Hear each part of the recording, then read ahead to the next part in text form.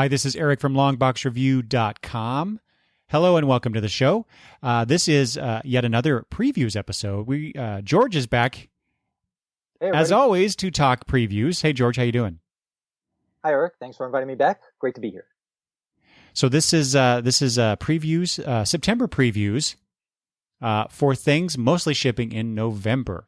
And George and I thought we'd switch it up a little bit. Usually we talk about the big book with all the independent publishers first, and then we go to Marvel and DC. Well, I decided we're gonna invert that this time. We're gonna go DC, Marvel, Image. But first, George. Yes. Happy Batman Day. Happy Batman Day. Batman Day. There you go. God, even for such a small snippet, I'm still off key. It hurts being toned down. So yeah, this is if I'm reading. Okay, see this, George. This is horrible. I need my glasses to look at my watch. It's the 15th, right? It is the 15th. Yeah, the Ides of September. There you go. Oh my God, that works well for Batman, doesn't it? Mm-hmm. Yeah, I just thought of it too. So yeah, Tom King, work with that. You can have it. That's right. Well, you need ideas. Did you see his tweet? Somebody asked him about something about the Batman Day.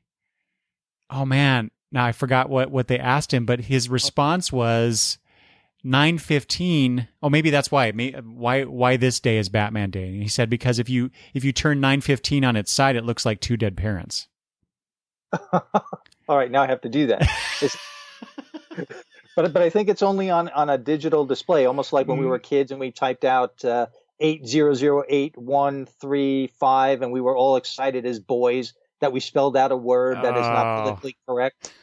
But now I have to turn 9/15 on its side on a digital calculator or something like that and see if it actually looks like two dead parents. Yeah. But you know what it really looks like? Looks like Tom King pointing at me going, ha, got you to turn 9/15 sideways. Yeah. That was kind of what I was wondering too. Curse you, King. Hell yeah.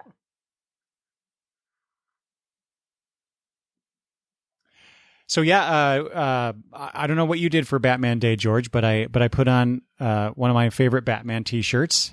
I see that, and that is a very nice T-shirt. It's very comfortable, yes. But what was really cool, and I posted a couple pictures on Twitter.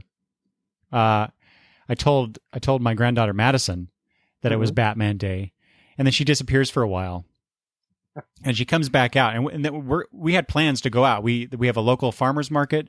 We were going to go to that. We had to go do some grocery shopping. She walks out. She's wearing all black, and she's wearing this old Batman cape, black cape with the logo on the back. Right. And I had bought these a long time ago. These plastic masks, molded just the front part of the mask, Batman masks, and I bought one for her, and I have one. And she wore that cape. Oh, and part of an old Batgirl costume for Halloween, she had this wraparound tie yellow utility belt. So she wore the cape, the utility belt, and the mask, and she wore that all day long. Did she wound up wearing that all day long? Until now, until right before you and I got together to record.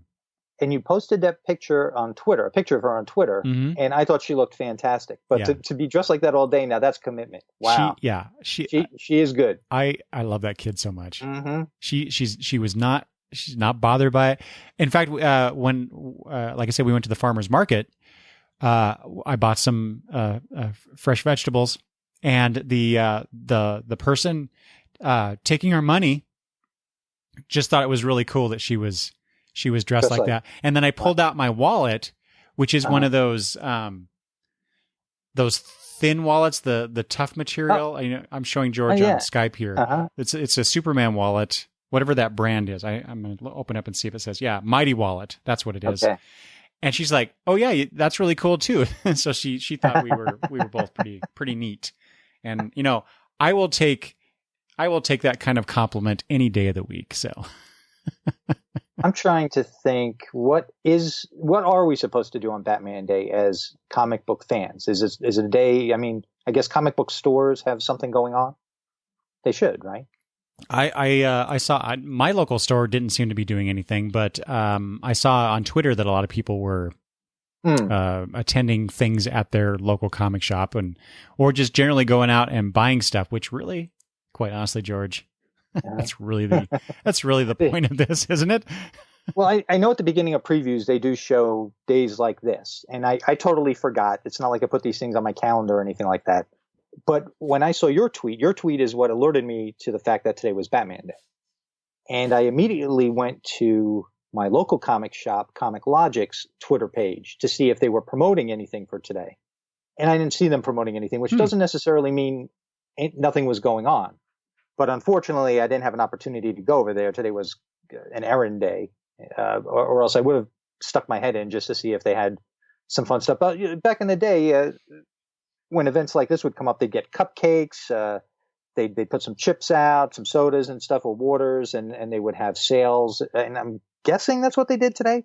But the fact that they didn't show it on Twitter, maybe I'm just on the wrong social media page to see where their sales are and stuff. So I hope they wound up doing something, because usually they participate in things like this. Yeah. Well, even though the cynical bit of me realizes this is just an excuse to push product and right, exactly, part with our dollars, I'm okay with it. Yeah. But in line with that, though, does Batman really need the attention? Like, couldn't it be Hawkman? I know, Day? right? Yeah. Doesn't Hawkman need the attention, or who's a Marvel character that might need a little more love? I don't know, but you see where I'm going. Batman. Yeah. Everybody knows Batman. Everybody's buying Batman who wants to buy Batman. Batman. What is a Batman? People know who Batman is. How about make it a day for New Superhero Day or something? That might draw more attention. Let's have a Blue Devil Day or a Blue Ragman Day. Devil T-shirt. Yeah, exactly. Right. But then again, here you're wearing your Batman shirt, and all my Batman shirts, I gained some weight. I mean, they all shrunk in the wash, and I can't. They don't fit anymore. That pesky cotton. Yeah, I'm telling you. So of course I'm wearing a shirt I got at All Star Comic Con, a Shared Universe Podcast Studio shirt that the guys from Comic Book Men. This is their Ming Chen and Mike Zapsik and those guys. This is their podcast studio in Jersey. So I saw those guys. Didn't podcast with them when they were here, but got a shirt. So that's how I celebrated Batman Day, wearing a podcast shirt. Thinking of podcasting with you. Well, there is a connection to Batman, right? Through that, because Ming is part of Kevin Smith's comic book shop, right? Yeah. Mm-hmm. And Kevin Smith does the Fat Man on Batman podcast, or did. So there you go. Yeah. I guess he can't do Fat Man anymore because that's true. He's in shape after, it took a heart attack. Hopefully he doesn't take a heart attack from me. Wow. On that dour note. Yeah. Oh my goodness. Hey, oh my God. Now, did I just do something so that if, God forbid, if it happens, everybody goes back to this episode and says, George said that. Oh God. Now I really have to start exercising. Hey, Eric. Before we get started, I wanted to let the listeners know that sometimes when you and I talk about some obscure books and we say we're interested in those and we're going to get them, I actually got a few and I read them. Oh, okay. And I wanted to tell you about them real quick before we go on. Yeah, what are they? Well, the first one I want to talk about real quick is called Ghost Money, Death in Dubai. Oh, Let me tell you something, Eric. First of all, I'm not done with it, all right? But I wanted to bring it up only because this artwork by Dominique Bertel is awesome. Man, this artwork is great. And I can't tell the difference between what's done digitally, what's done on paper and with pen and paper, and what's done on a computer. But looking at this, I'm guessing it's computer art, but it is beautiful, man. And the only reason it concerns me is if it's computer art, that means there aren't original pages to try and purchase someday. Yeah. Right? For collectors. But man, this is a beautiful artwork, and it's written by Thierry Smolderin. I know I'm mispronouncing everybody's names, and I apologize. But here's one thing I wanted to say about this book. Not only is it a great read, and the art is beautiful to look at, but it was originally published. It was a French comic, and it was published. The English version was published by Lineforge over the course of 10 issues. And when I look in the front of this book, what do you call that part where they give you the the publisher and what number printing it is, that first page before the book actually starts. Yeah. So I'm looking at it and it says first published in France under these original titles.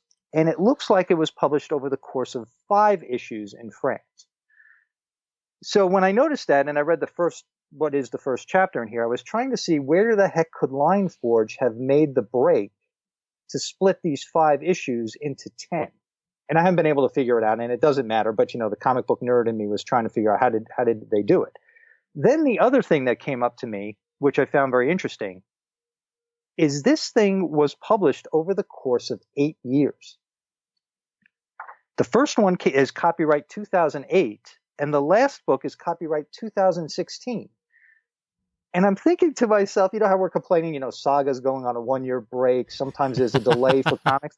I'm thinking to myself, oh my God, there was a 2-year gap between chapters 1 and 2 of this book. Well, I had a 10-day gap between reading chapter 1 and chapter 2, and I had to go back and skim and say, what happened? Well, because each chapter is about 50 pages. So I forgot some stuff. How did somebody remember this with 2-year gaps in between? So I mean, they do it different in Europe, that's for sure. But in the end, this collected edition, so far what I've read is great, and I can't recommend it enough. It's called Ghost Money, Death in Dubai. It's an omnibus, and it is from Lineforge. Yeah, that's one of those Lineforge books that I was really looking forward to the trade being put out, because I really wanted to read it. But I guess I neglected to notice that it was coming out or something, because I didn't order it. So now I need to go buy or go find it and buy it. Yeah, I was keeping an eye on it. I really, I didn't know it was going to be a 10-issue finite type of thing. And I noticed how Lineforge puts out a trade like about every 5-6 issues like other publishers do. And when one didn't come out right away, I was a little disappointed. And then when I noticed that the 10th issue was the last one, I just waited for this compilation to come out, and I am not disappointed. One last thing to talk about. I know we normally have marathon episodes, and we're going to try and be better. But I did want to let everybody know about this book called Comic Book Implosion. It's the book about the DC implosion that occurred back in 1978 that, everybody says is so famous. And I got to admit, in 1978, I was a little kid. I didn't care. Didn't matter. Comics, I didn't notice. So it's nice to put a few things into perspective. But I wanted to ask you 2 questions, 2 things that popped out at me when I was reading this book. And I wanted to get your opinion on it. Okay. All right. So the first thing is, I know recently one of the publishers has been recently chastised for saying that comic sales are down because there are too many titles on the shelves. Something like that. I don't know if it was the Marvel CEO or the DC CEO. It was DC. It was Dan DiDio. Travis and I talked about that in our last maybe that's how Breaking Late News episode. Yeah. Now, I forgot what you guys said. So if you don't mind reiterating. Because in this book, I don't know if it was after the implosion or right before the implosion, somebody said the same thing. So the topic was there even back 40 years ago, but when the model was different, when it was a newsstand. Mm-hmm. And the newsstand had comic sharing space with, at the time, magazines. So there were definite arguments throughout the book. This is an oral history. So throughout the book, as different interviews are being referenced and quoted throughout the book, you could kind of tell that comics were fighting for that space in grocery stores, convenience stores, gas stations, wherever they were, drugstores. And I actually saw their point. But now I wonder if, still saying that, is there merit to that? Because, and I'll give you an example, when I went to the local comic shop this past week, I only saw one of the 2 new Ahoy books that you and I have been talking about, Ahoy Comics. I only saw the Wrong Earth, the Jamal Igle one, but I didn't see, I forgot the name of it now. What was it? Heaven and Hell or High Heaven or something like that? Yeah, something like that. But I didn't see that one. So they didn't take a risk on that, or they did, and one person bought it and they didn't put it on the shelf. Because those guys have to make a decision. They only have so much shelf space. Do we take a risk on a new publisher like this, or do we just order extra copies of Batman or Catwoman or something? Yeah, right. So what do you feel that argument is still valid, given that? Well, especially since it's a 40-year-old argument. Yeah, Travis and I talked about this at length. This is the last episode, 149. So people can go listen to that. if they I'm want. going But to listen to it too. yeah, but I think we just kind of thought, well, one, it's, we don't know. We don't know. There's a lot of information we don't know. We don't know how this is impacting the publishers when they say that, sales are down, but then they turn around and said, but we had a great 2017. So, and then how does it impact the resellers, the local comic shops and stuff? And you're absolutely right. They only have so much shelf space. They only have so much money to buy the comics to sell to us. So they're not going to take a chance on buying, if not buying a bunch of issues to sell of these smaller publisher titles. They may not even get any of them. Like you said, maybe they didn't even get the other comic from Ahoy. And at least, but with the other one, there's names attached that their clientele might have some interest in it, right? Right. Yeah. So, but I mean, so there's a lot of factors where we just don't know, and it's hard to really to say definitively what's going on there. That's true. But we thought, and this is just the real condensed version. We thought what Dan DiDio was saying was kind of crap. Well, that's the real simple summary of what we said. I didn't do a head count, but you and I we've been talking previews for months. We're going to talk previews again.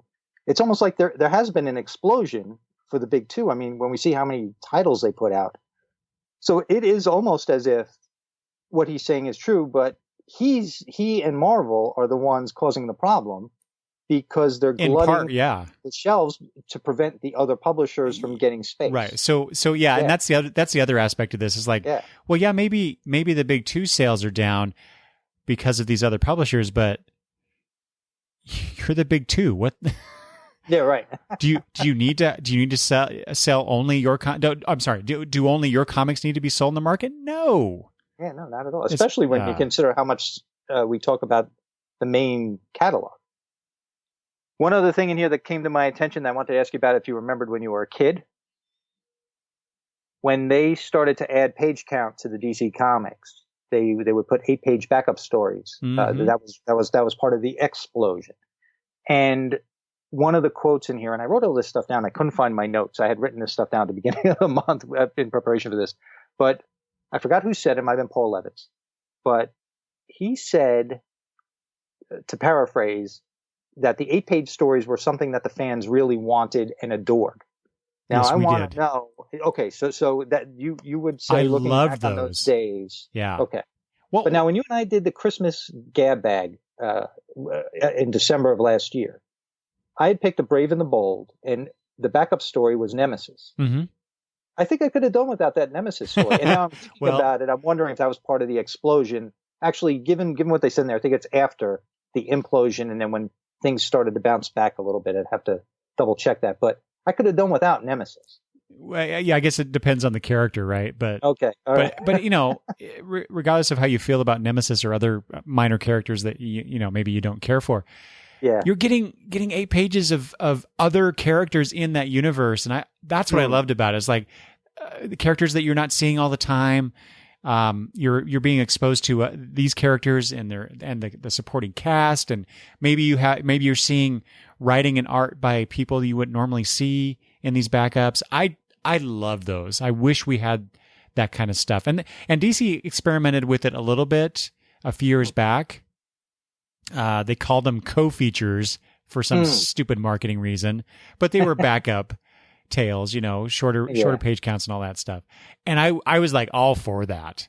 But as quickly as they introduced them, they went away, which is just and I wonder why, because my follow-up would have been, do you think there's room for that? Like, for instance, maybe a smaller selling title could be canceled today, and then that character become a backup feature in another book, which is similar to what they did 40 years ago. So it sounds like that you might be for that, depending, I guess, on the character or. Yeah, and I'd be okay paying $3.99 for a 20-page main story and an 8-page backup story. I think that's pretty good value for $4 these days. If I recall correctly, you had enjoyed having the backup feature in those Young Animal books too, right? Oh yeah. And those, talk about crazy concepts and ways of telling a comic book form story. Some of those were just really out there for me. Yeah. but it was so cool to experience that. Right. All right. All right, cool. Well, anyway, that's the Comic Book Implosion, an oral history of DC Comics circa 1978 by Keith Dallas and John Wells from Tomorrow's. So it's funny. And I guess that's all we have time for, Eric. So it was nice being on your show. Thank you very much.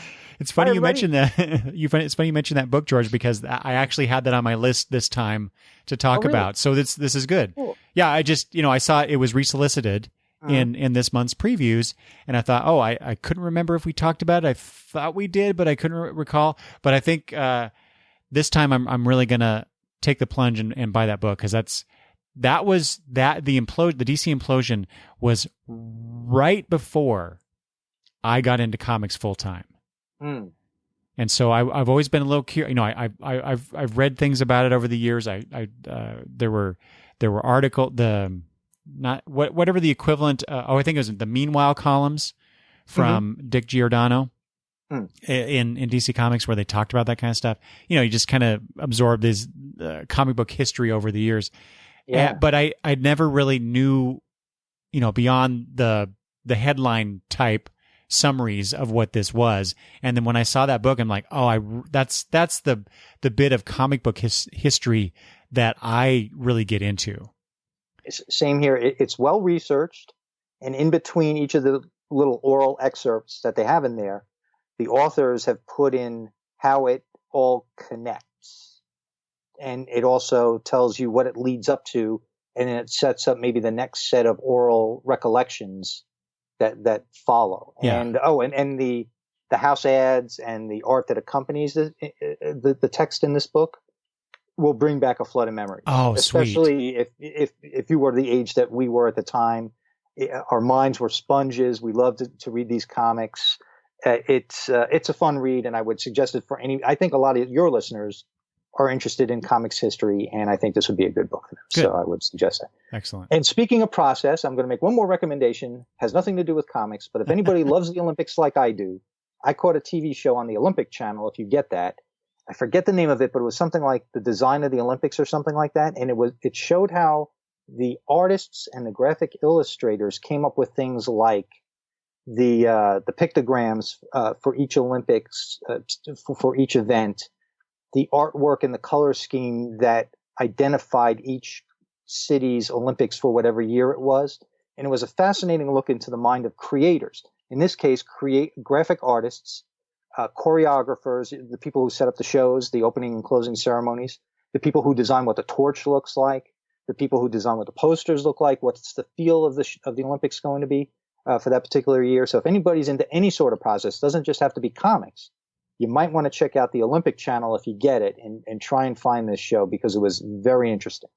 See, that's where things like that, my interest in things like that, George, I can trace directly back to comics, because when, reading them, you read them for the entertainment value when you're younger. As you get older, as I did, I kind of wanted to do it. And then so you start drawing and writing, and as I did. And then, and now it's, I really dig when I listen to creators talk about their work, their process. Yes. And that alone expands outside of comics for me. And now, anything that's creative, I have an interest in, well, why did you make that choice? Why did you design it this way? Why did you do this? Why did you do that? And so, comics opened up that sense of inquiry in me, involving other fields outside of comics. So, if you get that channel, I wish I did. I don't, but you're okay. You would love that show. Might be, it sounds like something I would like to. YouTube or something. So, oh, there you go. Yeah, try and find it. Yeah. All right. Anyway, we're here for what now? Previews. Was that what it was? Yeah. Hey. Yes, previews, September previews. And like I said, we are going to start with DC this time.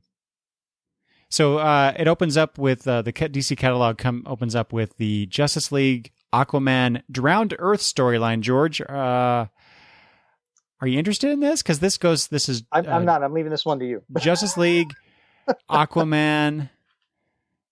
They've got looks like a couple bookends, and then three issues of the main titles themselves. So 5 issues, the two bookends or 48 page one shots. I don't know. I'm not. Well, the whole story will be told in the month. It looks like it's a weekly thing. So I guess that's a good thing. They're doing that right? again. Yeah. So I don't know. I'm sure there. I know there are people I follow on Twitter who are huge Aquaman fans, and it's not that I'm not an Aquaman fan, but I don't know. I feel like I've seen this story before. Is the issue I have with this, but and from previous previews episodes that we've had where we've looked at this, there's been a lead up to this too. So those Aquaman fans must be chomping at the bit to actually have the story take place. Because it seems like like the prelude has been going on for months. It seems. I will say this though, Justice League number 12, which is the fourth part of this 5-part. Well, it says part 3, but I don't understand. It says part 3, but there are 2 bookends. Anyway, it doesn't matter. Maybe, or unless there's something. Anyway, I'm not going to get into details here. But art by Fraser Irving. And I don't know if you're a fan of Fraser Irving's art, but man, I am. I almost want to buy the issue just so I can have Fraser Irving art. You're not collecting Justice League now? No, I dropped it. Oh, okay. I wasn't into Scott Snyder's take on the Justice League. So I dropped. I think I only have 1 or 2 issues left that I'd already pre-ordered. Mm-hmm. But we'll see. I come in and out all the time. I'm not beholden to buying each and every issue of a title anymore like I used to be. Well, I don't know if we're going to do it again this year, that aforementioned Christmas gab bag, but this year's DC Nuclear Winter Special, I guess, will be the holiday issue for DC Comics this year. So that could be because 7? It comes out at the end of November. Yeah, so we could easily include that in our future Christmas gab bag. So yeah, my thought on that, George, was are they, because Harley Quinn is on the cover here, of course. Yep. Is she going to be like is she helming this holiday special? Oh yeah, like she did 2 years ago. Was it 2 years ago? I couldn't remember which one it was, but yeah, she was kind of like the through point of that of that particular one shot. So I'm curious if they're going to do the same thing here. Well, it's $9.99 for 80 pages, and I think we've pretty much established I'm a sucker for these holiday books. Yeah. Me too. And there's a little something called Doomsday Clock on page 8 with a picture of our benevolent overlord Bianca on the cover. So cute. Doomsday Clock number 8 of 552. Notice I threw the 52 in there. I don't know when this is good. I know it's only 12 issues, but I'm still getting it, but I haven't read it in months. So I think I'm just going to have to reread it all once it's done. And avoid any spoilers. Although I don't really hear many people talking about it. So because it doesn't come out on time. They're nobody cares. They build up all this momentum about the Watchmen and DC Universe crossover thing, and then they squander it by not putting out the issues on time. Yeah. And this is the longest, I think, that I've had to get to some sort of a payoff, like this whole Rebirth thing. I even forget what Rebirth was. As far as I'm concerned, let's just go back to what it was pre-New 52, for God's sake. I guess we kind of did, kind of didn't. I still don't understand. It's all just. I just want tell good stories and get away from this whole in-universe stuff. I mean, before a year ago, I'd be like, "Oh yeah, this is really cool. Let's tie everything together and blah blah blah." Yeah. Now I'm like, just tell me a damn good Superman story and right. Especially since we've had so many events, right? Yeah. All these events that happen concurrently, simultaneously. I don't know. On page 9, though, are you going to get Break-In, Electric Boogaloo Electric Warriors #1? Are you anywhere interested in this from Steve Orlando and Travel Foreman? I was going to ask you, did you read the original series back in the day? No, I didn't either. Yeah. So I have no ties to this concept. I just know of it. Okay, and I had no idea prior to reading the Solis. But of course, I will be getting what's on the next page, which is Grant Morrison writing the Green Lantern. Green Lantern. I thought that was like interesting. The Predator, right? Or the Batman, right? I mean, why? What? So I'm wondering, is this some sort of commentary? Because to a lot of people, Hal Jordan is the Green Lantern. Yeah. To which I respond, John Stewart? Alan Scott, more importantly. Say Alan Scott is the Green Lantern. I'm sorry. Yeah. That's for us Justice Society fans. Yeah. I love Alan Scott, Green Lantern. I do too. Oh, man. God, that's another thing. Bring back the Justice Society for God's sake.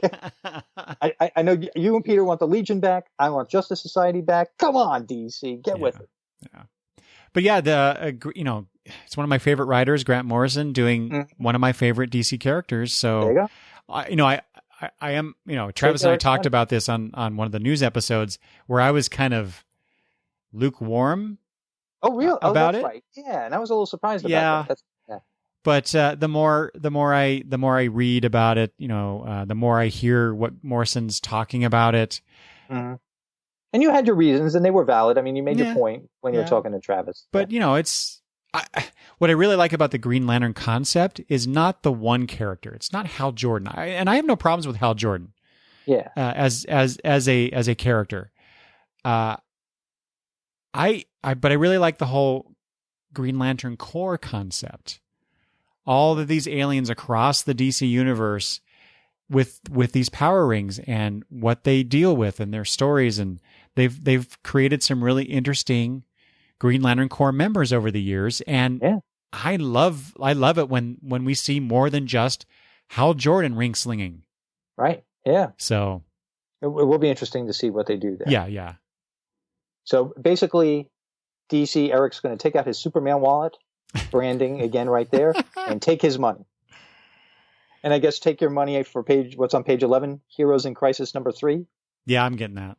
Yeah, I can't wait for this to start, just to see what the whole murder aspect of this story is. That's not even the part that interests me at all. It's not that what interests me either, but I think when you and I have spoken about this over the past 2 months, we figured that there had to be some plot to drive the story along, or else it would just be what you and I want to see, heroes on the couch, kind of. So, like we used to have on my show, Tony on the couch. We always wanted to get Tony on the psychiatrist couch, and we did once or twice, if I remember correctly. It was twice at least. Yeah, twice. Yeah. So that was fun. Boy, did that open some wounds. If you want to find those in the archives, go check them out. But yeah, so I'm interested to see how issue 1 plays out and sets things up, but I'm a little nervous about it. Because was it you might have said that you didn't necessarily want another Infinite Crisis? Yes. Or Identity Crisis. Identity Crisis, yeah. Where, you just kill off some supporting character or a B-level character for the sake of killing them off. And then that drives the story. And I don't know if I want that, but I think I want the other stuff. So if I got to deal with that to get to the other stuff, I'll do it. Yeah. What about the new Shazam series? Are you interested in that character at all? I am, and unfortunately, though, in between originally going through this and now, I have done the culling of what I'm going to ask my local comic shop for, and this I think is coming off the list. Oh, yeah, and it's with a little trepidation that I do that, but it's a $4.99 book. I don't know if they're all going to be $4.99. I doubt it. It's probably just going to be that one. It's a Jeff Johns book. But then the other thing is, since it's Jeff Johns, I mean, is this going to be the Jeff Johns Shazam from the New 52? Or is this going to be like the JSA Shazam? Or even Shazam from, original Shazam? So it would be interesting to see what it's going to be. But I don't know if it's going to make it to my pull list. What do you think? Again, Travis and I talked about this briefly on a previous episode, but I'm assuming because Jeff Johns is writing it, he's not going to be changing his approach to the character that he introduced in the New 52. Yeah. However, there is the Shazam movie coming out, which while it is, it looks like it's taking a lot from the Jeff Johns New 52 version.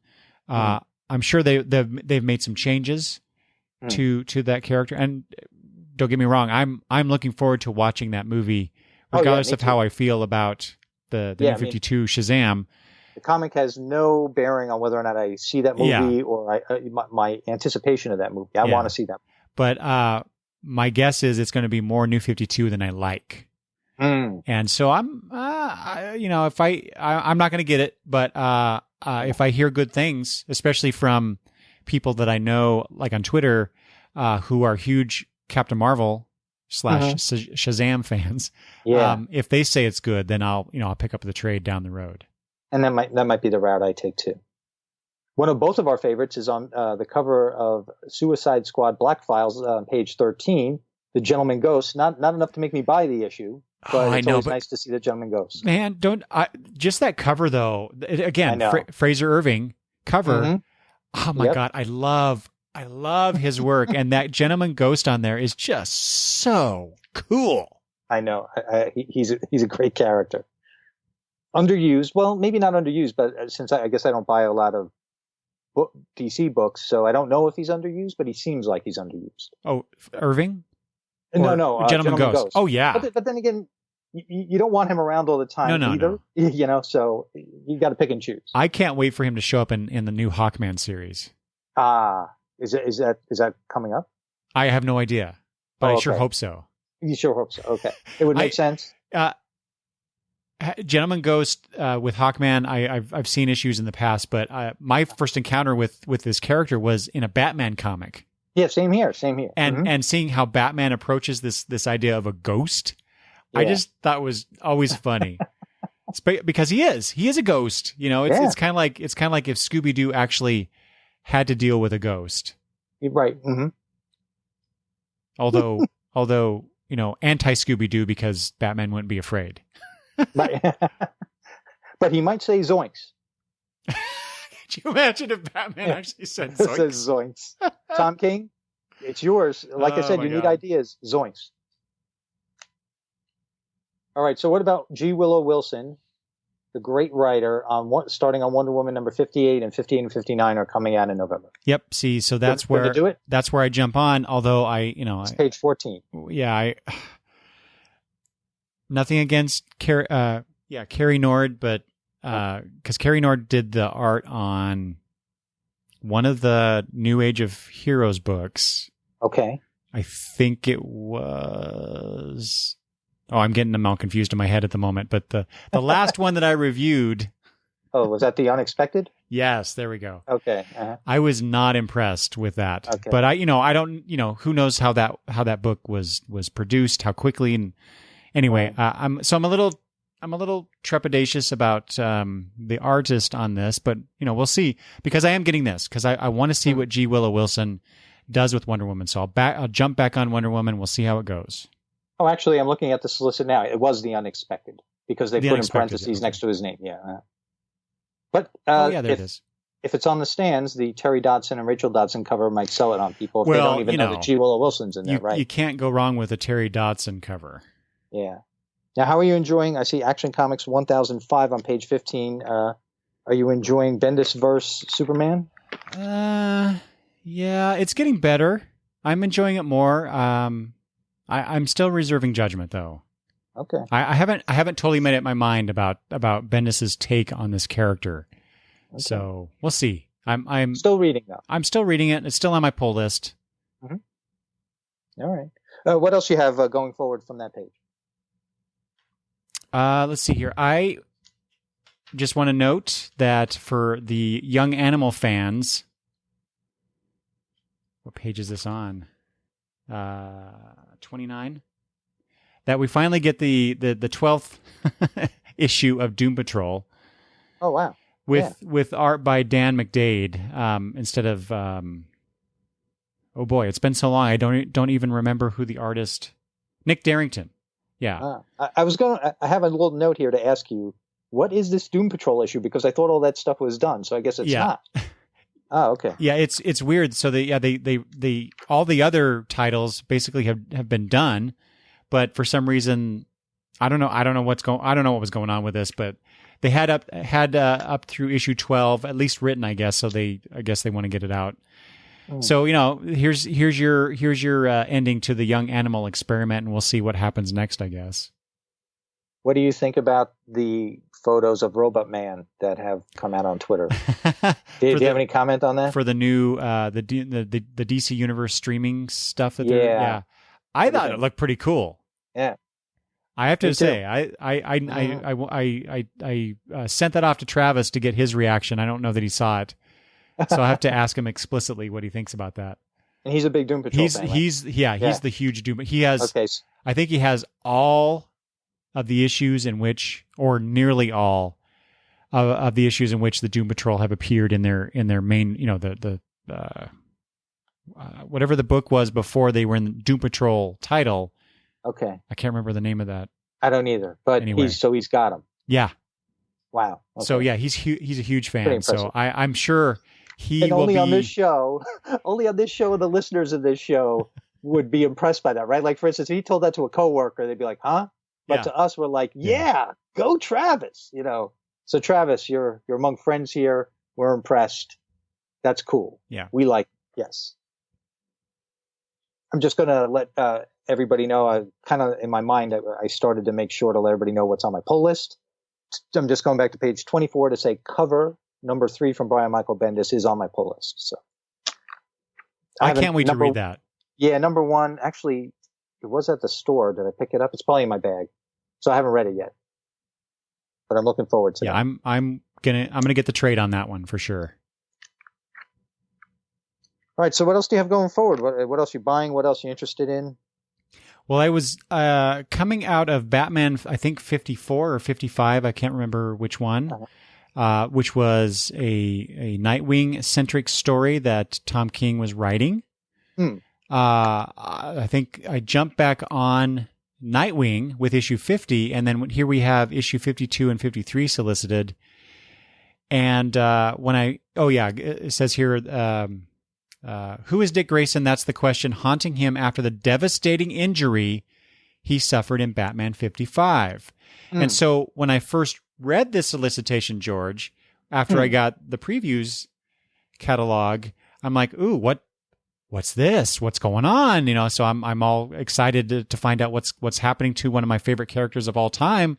Right. And then since that time, between when I got the catalog and when we got together today to talk, I heard what that devastating injury is, and now I'm not so interested in it.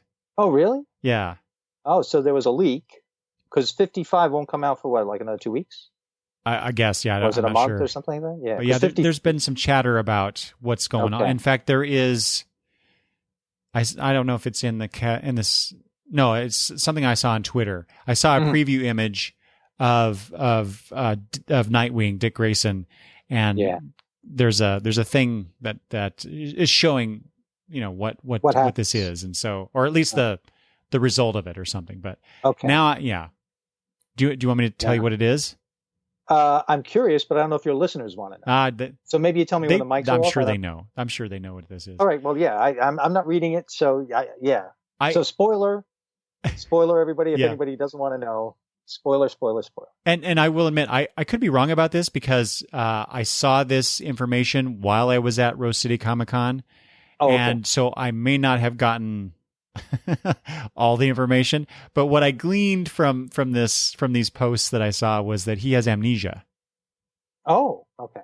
And I don't know. That's such a what's the word I'm looking for? Not stereotype. Trope? Well, yeah. It's such an overused comic book plot device. Yes, there you go. Okay. I can't get excited about something like that. Who am I? What am I? Where am I? Exactly. And then and they go through this struggle trying to remember who they are and all this stuff, and then they get their memory back. So I don't know how long I'm going to be on Nightwing. I might just. Oh no! I might just get 50 and 51, and that's it. You might forget Nightwing. Yeah. See what I did there? Again. Yeah. Yeah. That's a shame because I know you like Nightwing. Yeah. Yeah. And I'm not getting this either, but man, I kind of wish I would have jumped on with the storyline in Supergirl. So this is Supergirl 24. Mm-hmm. Not for the least of which is Evan Doc Shaner doing the art on this particular issue. Yeah. Because wow. But talk about the artist driving Yes, these yes. days, right? In this case, I almost really want to buy this, Yeah. but for the story, because she goes off to figure out what happened with Krypton. Now that we've had the revelation that Rogol Zaar had something to do with the destruction of Krypton. That's right. And in the end, it's all Dr. Manhattan anyway. So yeah, if they'll just finish the story.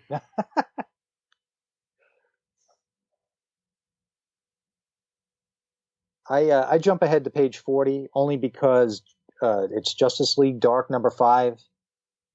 Not on my pull list, didn't make it to my pull list. I remember the first Justice League Dark from the New 52. I enjoyed it.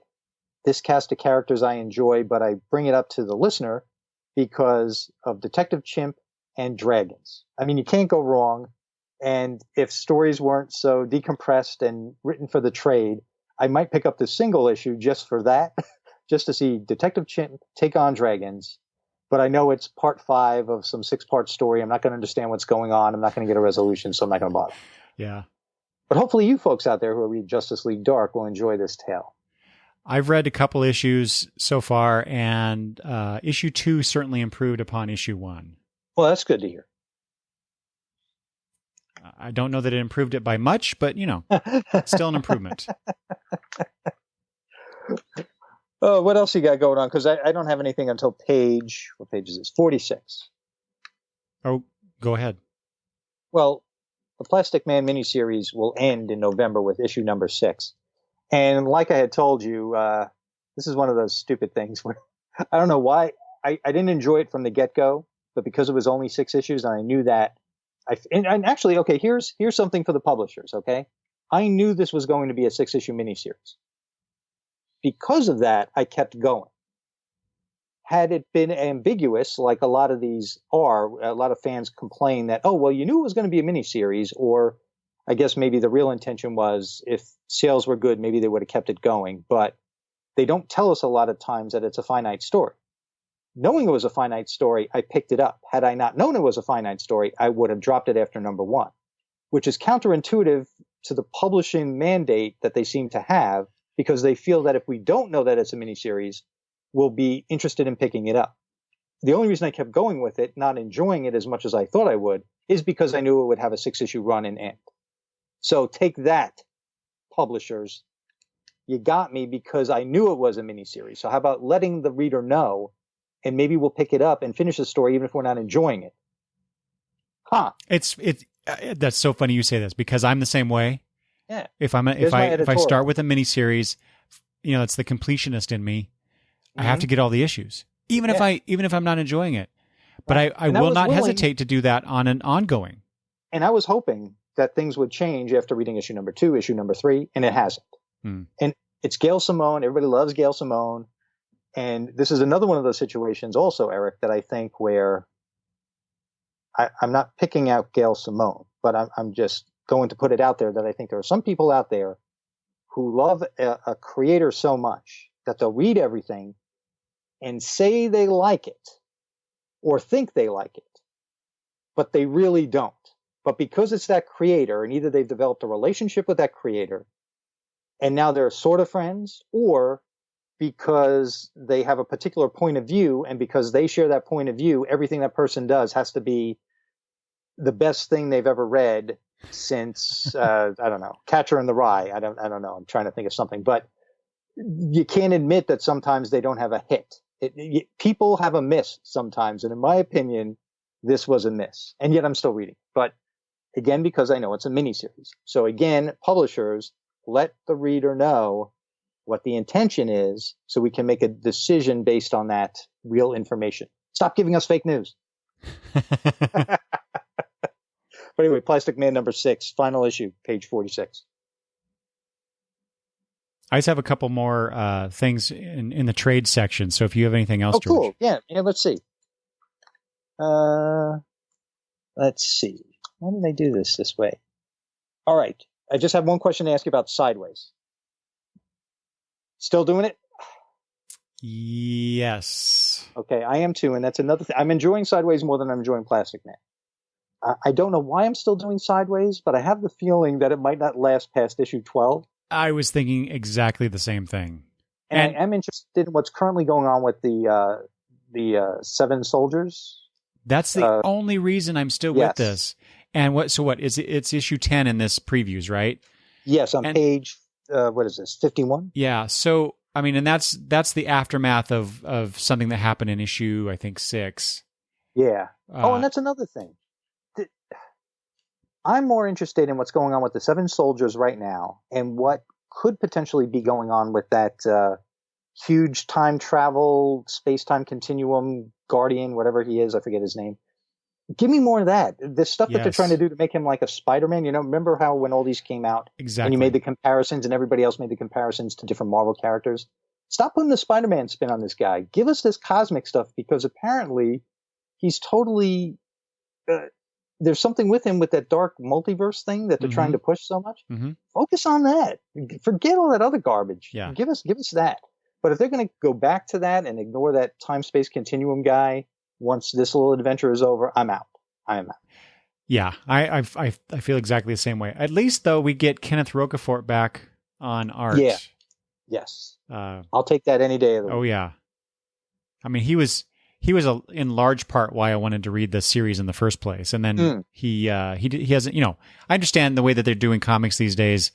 The artist can't always be on every issue of a series, especially with double shipping. And I don't think Sideways is double shipping, but Kenneth Rocafort is in a pretty good demand in general. So I get why he's not on every issue of this series, but sure nice to see him when he is.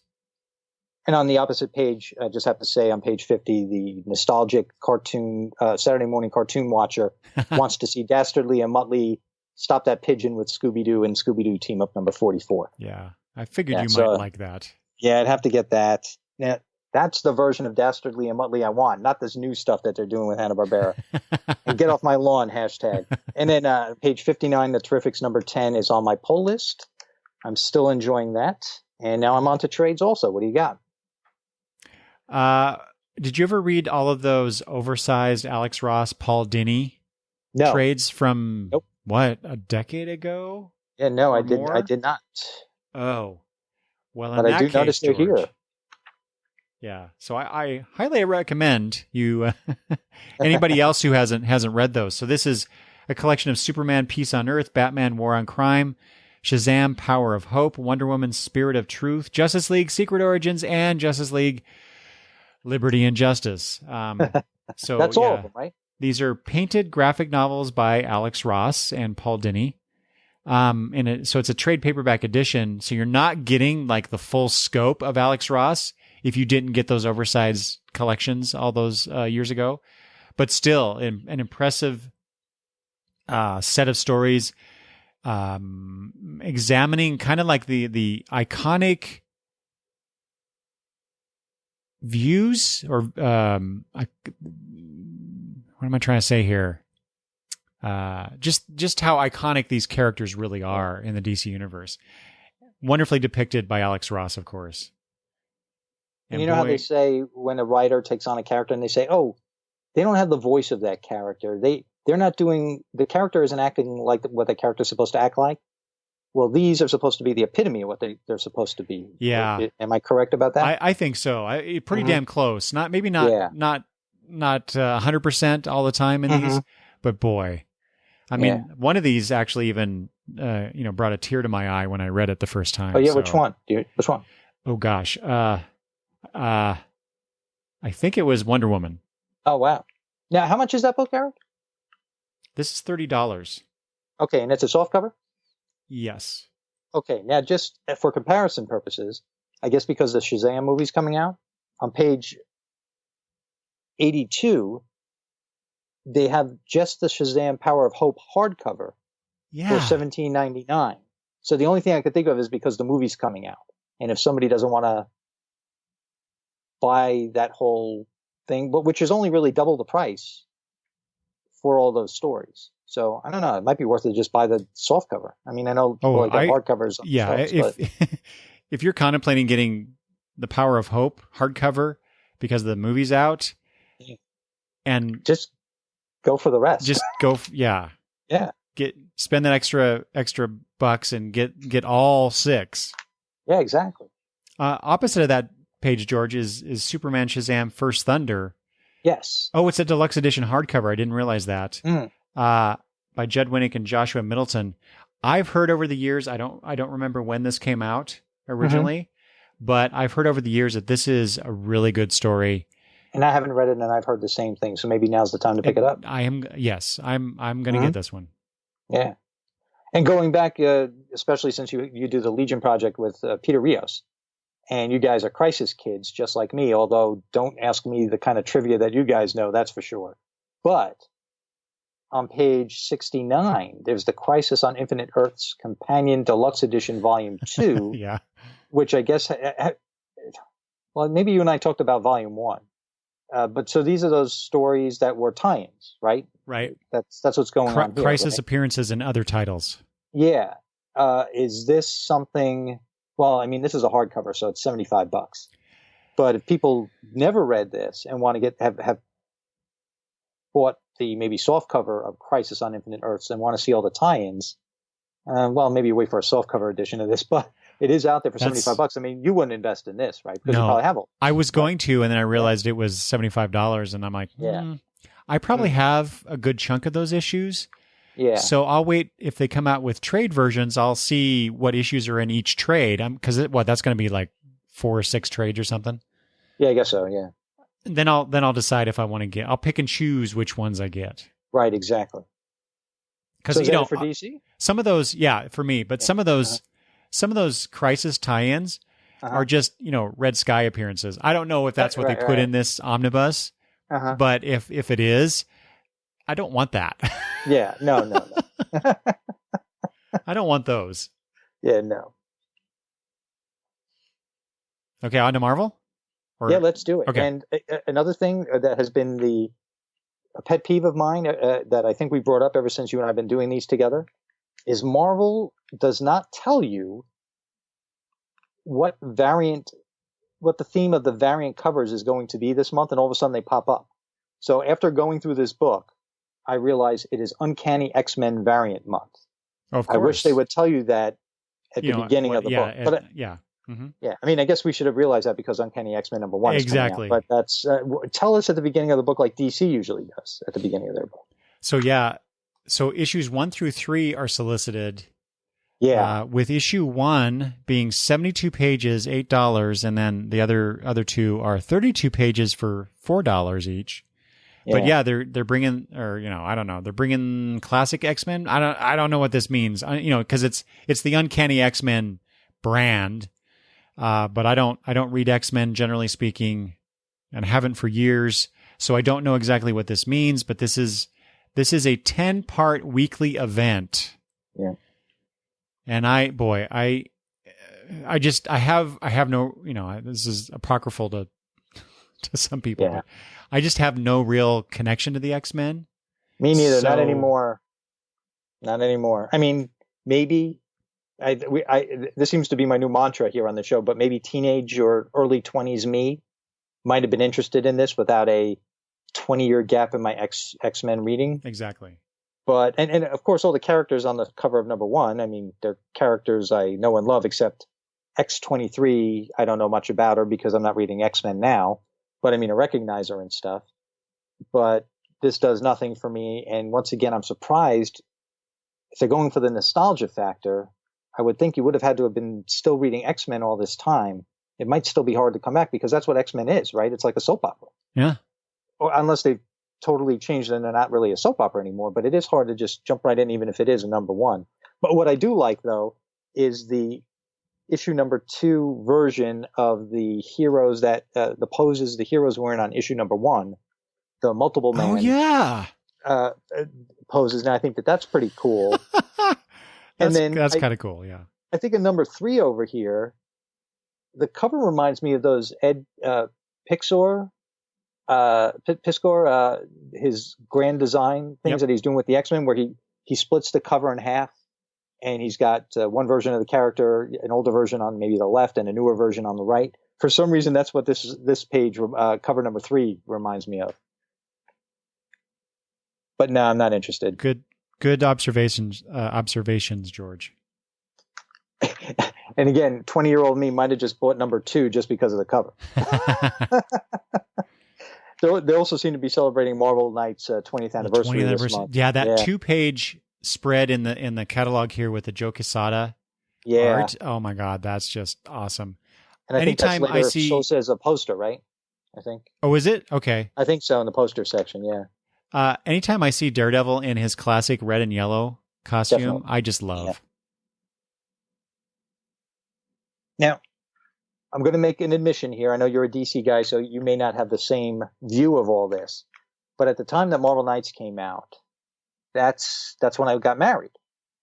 And a little bit prior to that, I had started my disconnect with the Marvel Universe. And I think what really caused that, not only because now I had a serious relationship in my life, and my time and my money were being taken up with a beautiful woman who I eventually married.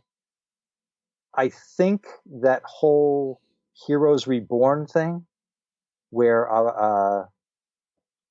Onslaught, Professor X and Magneto merged in Onslaught, and then the heroes, Jim Lee took over and Rob Liefeld took over, and there were new versions of Captain America and the Fantastic Four and Iron Man, and I forget who the fourth one was. But anyway, they disappeared for a while. In fact, I think that's when the Thunderbolts came in, right? Mm-hmm. Because they disappeared, right. And then the Thunderbolts came in.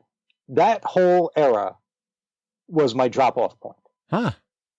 And things like Marvel Knights were my peripheral. I knew it was existing, but it didn't draw me back in, although I would have probably been a key demographic at the time, but I had already been out and it wasn't enough to get me back in. And while I'm aware of these comics, I have no idea what the stories are. I know what Alias is, but I don't know what iconic storylines necessarily appeared during the Marvel Knights phase, although I hear a lot about the Black Panther phase of Marvel Knights, only because of the movie and everybody talking about what happened during the course of Black Panther's publishing history. Other than that, I really don't know what these stories are. And I hate to say I'm not very interested. So I wanted to get your take on what Marvel Knights meant to you, if anything, especially as a DC fan. Like, did you care when they came out 20 years ago? Did they catch your interest and say, oh, here's an adult take on Daredevil? Maybe I'll check this out. It was Daredevil specifically that brought me back, because I was hearing things about it, especially when Bendis came in and started doing his run on the book. Right. But otherwise, no, the others I totally missed. You know, I didn't even hear, like you mentioned, the Black Panther run. I didn't even hear at the time, I guess, reactions to that. It was only years later where I started hearing things about that Christopher Priest Black Panther run. Yeah. So yeah, it didn't have that much impact on me either. Yeah, no. And I'm not curious enough to go and visit it. There are so many other things I'd like to visit that this is falling flat on me, but I know a lot of people will be excited about this. Yeah, of course. Call it to our listeners. Of course. And on the next page, on page 13, Fantastic Four, number 4, I love the cover with some sort of alternate Fantastic Four on there by Esad Ribic. And now let me tell you, that art is more conducive to the tone of Fantastic Four than what we've been seeing on the issue number 1, issue number 2. I forgot who did the artwork there, but actually, Esad Ribic is the one doing the covers. What I'm seeing here is I'm looking at a variant cover by Will Robson over here. This is what I would like for my Fantastic Four covers. There's nothing wrong with Esad Ribic, but he does better on a Thor cover than what I would want to see on a Fantastic Four cover. But anyway, Fantastic Four is on my pull list. I've only read the first issue. I haven't read issue 2 yet. It's in my bag downstairs. But I enjoyed issue number 1 enough to say that I'm in. Good. And supposedly Avengers number 10 is really Avengers number 700 on page 15. Yeah. And again, teenage me would have loved this. Which one? Well, the fact that it's a 700. Oh, just 700? I'm an anniversary issue guy. But which variant cover would you get, George? Oof. I got to admit, man, over Alex Ross, I love the George Perez one. Oh, yes. Me too. And we're not even seeing a colored version of that cover. No. Well, it does say not final art, so whatever. I don't care. That looks lovely. If it's not too much, because sometimes these variant covers from Marvel are just they're $25 or whatever, right? I'm not going to spend that much money for a variant cover that will likely be in somebody's dollar bin box at a con, right? Exactly. Down the road. So, yep, I agree. But normally, I would gravitate towards an Alex Ross cover, except where George Perez is involved. Yeah. and to bring it back, didn't he do a very good run on JSA when the first JSA volume ended, and Gentleman Ghost was the antagonist? I think it was called Justice Society. Was it called? Okay, when it was called JSA and it ended, and then it started up again as Justice Society of America. I think the last couple of issues of JSA, George Perez did the artwork, and Gentleman Ghost was the villain. Really? Everybody, check your data bags. I have those trades. I don't remember that, but boy, that was years ago that I read those. Yeah, I'm gonna go pull those out after we get done talking, George. All right. Maybe he just did the covers, but I could swear he did the interiors. Oh too. Man. Maybe I'm wrong, but Gentleman Ghost was definitely in those issues. I thought for a second you were talking about the Alex Ross covers he did for a series of Justice Society of America issues, of which I have several that I've gotten over the years. So I have, in fact, I should have worn it tonight. Funny you mentioned that. I have the Flash one as a T-shirt. Oh, really? Okay. Yeah. Mm-hmm. One of my favorites. Any interest in Ironheart #1? Riri Williams Ironheart #1 on page 15. 19. Not in the sense of actually buying the book, but there's some controversy from a certain segment of the comic reading community that where this book is getting some attention. But and it's funny, here's the thing about the comic book community, Eric, of which we are a part, but there are some people who have more agendas than you and I have. And when it comes to this Riri Williams book and other books that cause a stir for whatever reason on the interwebs, sometimes I feel guilty that I have no interest in this, because there are shows I listen to that definitely have I don't know, I'm not going to call them the Fox News of comic book podcasting, and whichever extreme they are. But when I listen to them, and I enjoy the shows that I listen to, but when they say things like this, whether they're pro this book or anti this book, I feel bad that I have no interest in this. And I feel that I'm supposed to have interest, and I should feel bad. Like, for instance, I don't read Ms. Marvel. And for some reason, I feel guilty about that. You shouldn't feel guilty about liking or not experimenting with a book for whatever the reason is. And this is one of those books. I see what you mean.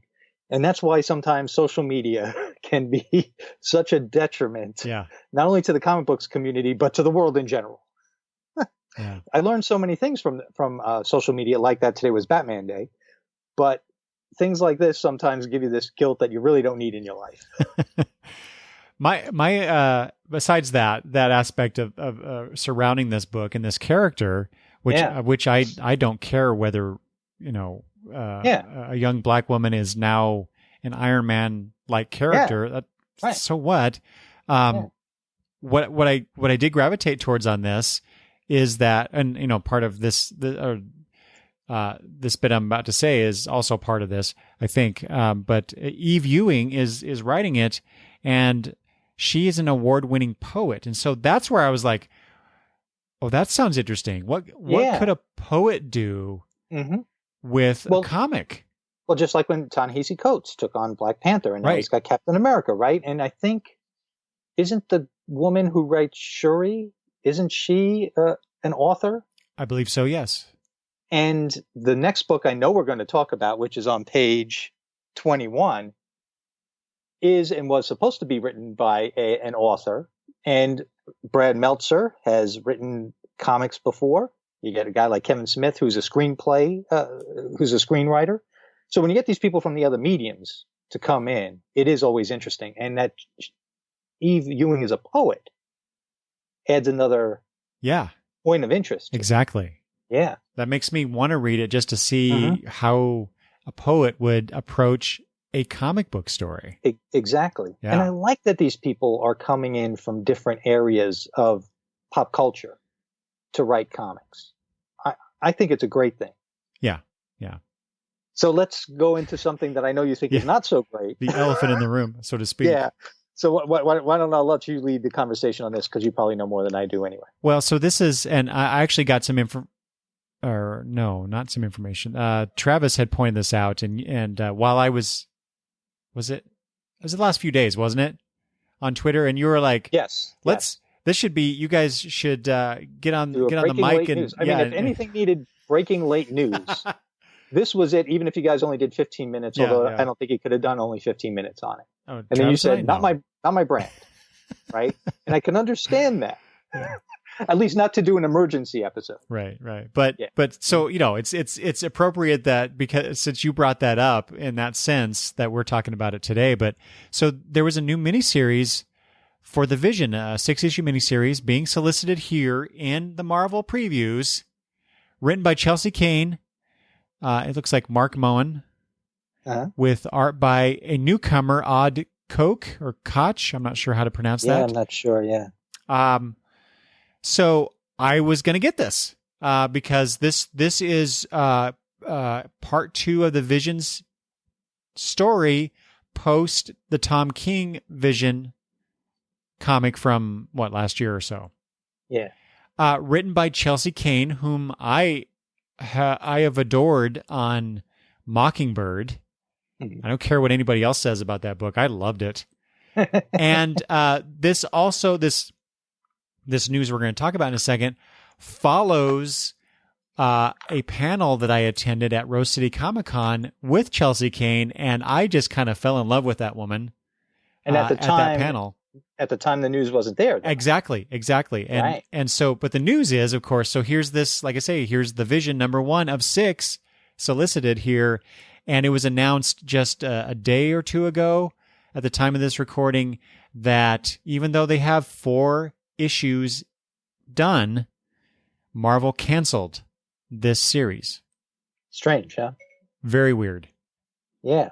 Now, but before, if we're going to talk about this a little more, I want to halt that for a moment. I know there's going to be a Rose City Comic Con episode of Long Box Review. Mm-hmm.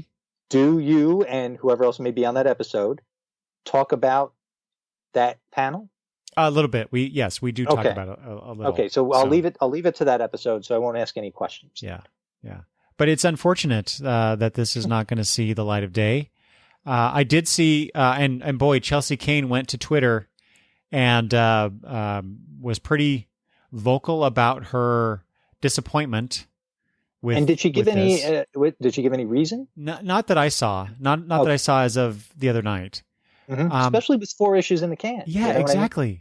Exactly. Yeah, it doesn't make sense. Yeah. But the artist I did see a post on Twitter from the artist saying that no ill feelings. The artist was paid for those 4 issues. It just sometimes it happens in comics where things, and then I saw a bunch of other comic pros talking about how similar things happened to them, where they had done the work. It was ready to go. All the publisher had to do was actually publish it, and they decided, no, we're not going to do it for whatever reason. So it happens, but it's unfortunate that Chelsea Kane, like I said, the Vision to me right there, the preview art that I'm seeing here by the artist Odd, I'll just say Koch, looks pretty good to me. So it's really unfortunate that we won't get to see this. I am going to, here's another area where I'm going to feel guilty. This wasn't on my list. I saw it. I saw it was a continuation of, the next chapter in the Vision solo saga. I saw the creators, and this just didn't make my list. And then it made me think about the original Vision series more for some reason. And when I thought about it and I look back on it, I'm not quite sure I like it as much as I thought I did. Which is weird. Yeah. As it was coming out in a serialized fashion, it was different. the art had that moody texture to it that was different than anything I would have expected for a traditional Marvel superhero comic book. And I think it was that difference, that shock to the system, that this was different than 4-color comics drawn the way that we expect, like a George Perez or a Phil Jimenez or something like that. But thinking back on it, I'm not quite sure I would reread it and feel the same way I felt about it upon the first read. And it kind of left me a little cold with this is how we're going to have this character going forward. This character arc, this is where we're taking the Vision. And I wasn't sure I liked it that much. And I wasn't sure I wanted to revisit it in this. So that's why it wasn't on my list. See, I look at this. It had nothing to do with Chelsea Cain, or anything like that. Yeah. No, I understand what you're saying, but to me, it was like, oh, this is chapter 2. Yeah. Of that take. Right. And for some reason, I didn't want to read it. And I don't know why. I guess that was the reason, the way I just said it. So it being canceled didn't mean that much to me, but it was surprising. And I'm not surprised in the way fandom handled it, handled the news.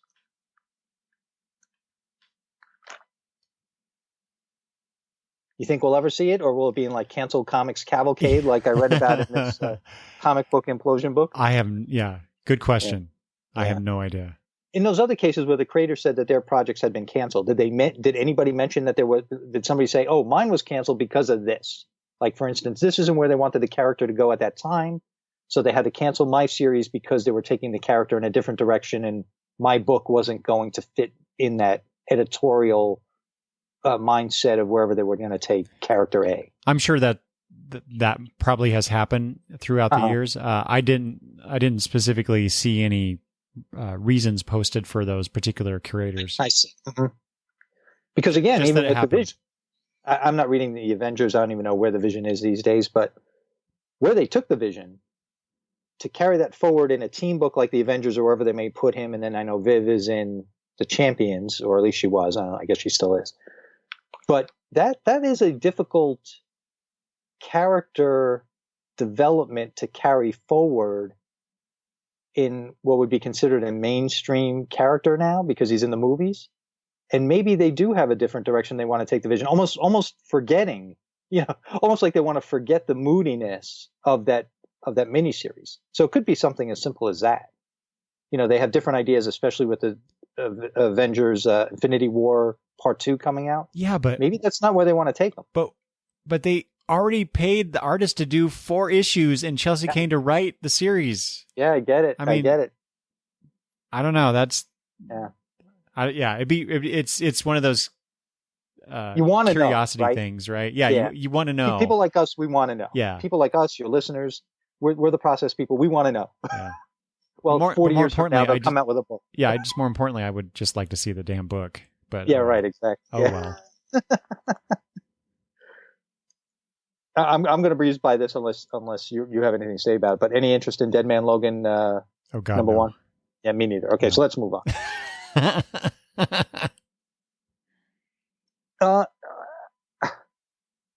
Eric, I got to ask. You're not as much a Marvel guy as a DC guy, but I got to ask anyway. Do you care about Venom and Carnage? No.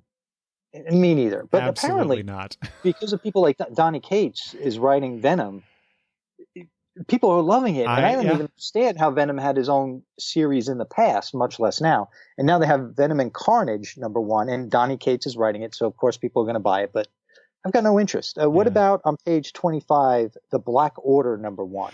I actually had that on my list too, but it was more of a reactionary type thing, because those characters, obviously we saw some of them in the recent Avengers movie, but I had read those characters in Hickman's Avengers run.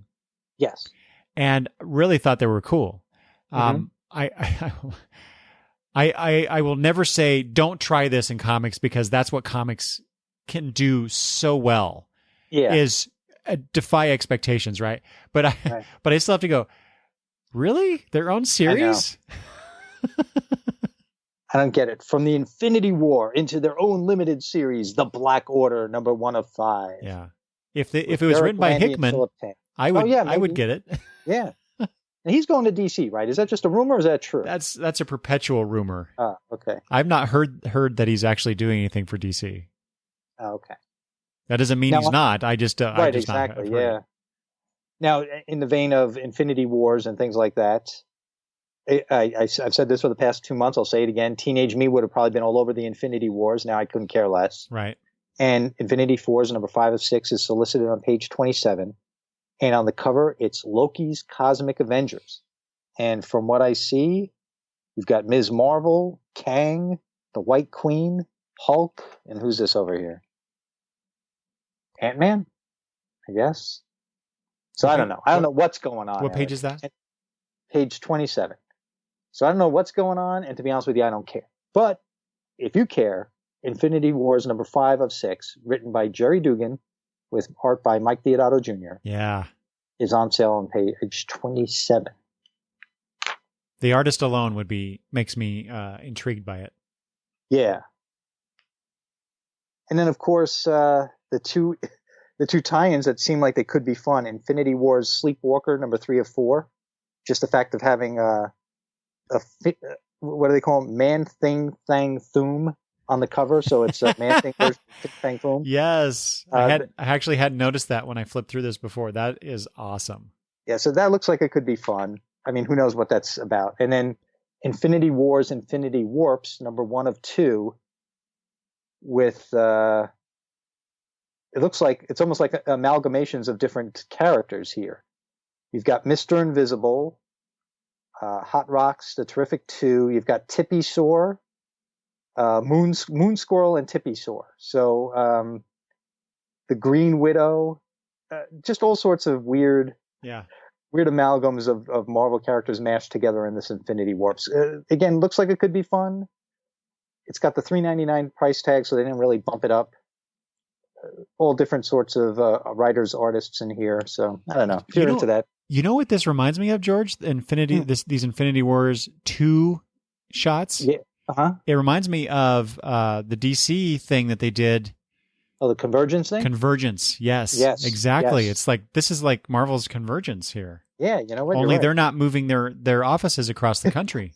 Or are they? Well, what about Spider-Geddon? You were getting Spider. You intend to get Spider-Geddon? No, I put Spider-Girls on my list for that 3-issue miniseries. I'll probably check out this Spider-Geddon thing when they collect the whole thing in a deluxe edition. Well, Spider-Geddon continues in November. Issues are solicited in this particular previews, and your Spider-Girls number 2 of 3 by Jody Hauser and Andreas Genolet. I'm not sure how you pronounce that last name, but that's solicited here too. So you're going to get that. Oh yeah.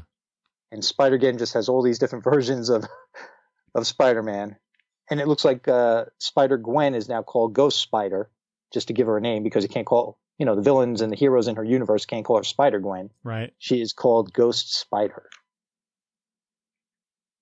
All right. And anything else going forward in the Marvel book? I'm in the 50s where I have something else. Okay. Let's see. Alex Ross's covers on Immortal Hulk and Captain America are awesome. I just want to call those to people's attention. To say Alex Ross is awesome, I think is redundant, George. Just, you know what? You're right. Just say Alex Ross and you're done. Alex Ross and move on. Right. Mm-hmm. You said it. They are. Those are awesome covers. I will be continuing to collect Marvel 2-in-1. It's on my pull list. It's on page 54. So and number 12 is solicited, yes. Human Torch and the Invisible Woman. Yeah. Okay. So this is a book that I regret now not getting in singles. All right. Did I order the first trade? If I haven't, I will. But this issue makes me want to buy a single issue of it, regardless of whether or not I continue to buy this series in trade, just because my my comic book wife Sue Storm is in it. I love that character. Written by Chip Zdarsky and drawn by Ramon Perez. Yeah. So yeah. So you might have to do it, Eric. Yeah. What does Kitra have to say about that? You know, She understands. She understands. She has her own. Well, of course, her crushes are actual people instead of comic book characters. But so yeah, I did tell her. I don't know if I wasn't planning on talking about this for the Rose City episode, of which at the time that we're talking here, George, I haven't completely recorded it all and got it all ready to go, but it will be shortly. Well, we all can't wait. We can't. But wait. I don't know how you're going to release these, but if this comes first, we can't wait for Rose City. But I will say my new favorite celebrity crush is Felicia Day. Okay. Because she was at Rose City, and I have loved her for a long time. I think she's just an incredible creative person.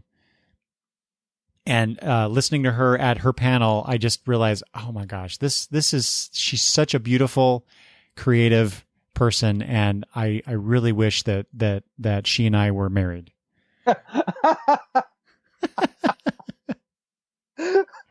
Talk about taking a turn. Anyway, I bet there's something on page 57 that you want to talk about. Well, here's the thing. We were in the panel, listening to her, and you're sitting up there. You're sitting up there with her, looking at her with those doughy eyes. Yeah, right. Yeah. But so Kitra was there too because she loves Felicia Day too. Yeah. And I turned to Kitra and I whisper in her ear, I'm in love with her. Just to let you know, I'm in love with her. Oh, man. But I can do that because she's in love with Ed Sheeran and John Bon Jovi and the guy who plays Aquaman. Oh, God. Well, she's got some good choices there. Yeah, hard to live up to, too. And yet right? she chose me. Yeah, Connie's kind of the same. And I look at those celebrity crushes and I'm like, man, they all have something in common. What doesn't belong? Wasn't it on Sesame Street? Which one of these things doesn't belong? One of these things is not like the other. Yeah, there you go. That's me. Yeah, that's true. That's very true. Yeah. Boy, it's sad when reality sinks in for our wives, isn't it? Yeah. Hey, George, right, you mentioned cartoons earlier, the Hanna-Barbera stuff. Were you a fan of Spider-Man and His Amazing Friends? Oh, yes, I was. So did you see the Iceman #3 where you get a Firestar, Iceman, and Spider-Man together there? I just thought that was kind of cool that they're doing that. Yeah, and again, they do that for us. They're not doing it for the kids. They're doing it for us. Yeah. Yeah. What page was that? 72. Okay. And just if anybody's keeping score, still on my poll list, Moon Girl and Devil Dinosaur on page 66. Oh, yes. Yeah, you're way ahead. Yep, there they are. Yep, I had that marked. What do you think about the page facing it, Extermination #5?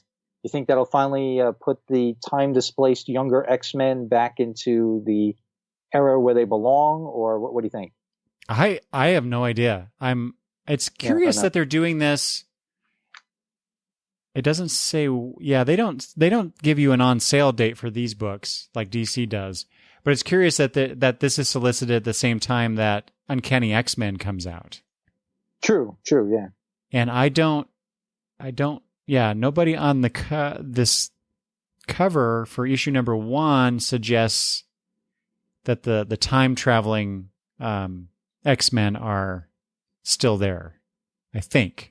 I'm not sure. Maybe the very fact it's Uncanny X-Men #1, maybe that's supposed to ring in a new era and knock out whatever Brian Michael Bendis when he brought those time-displaced X-Men in there. That's where, of course it was because of Bendis, but that whole idea of these characters from the past coming to the future that they would not like to be in, considering, I thought that was a really cool idea.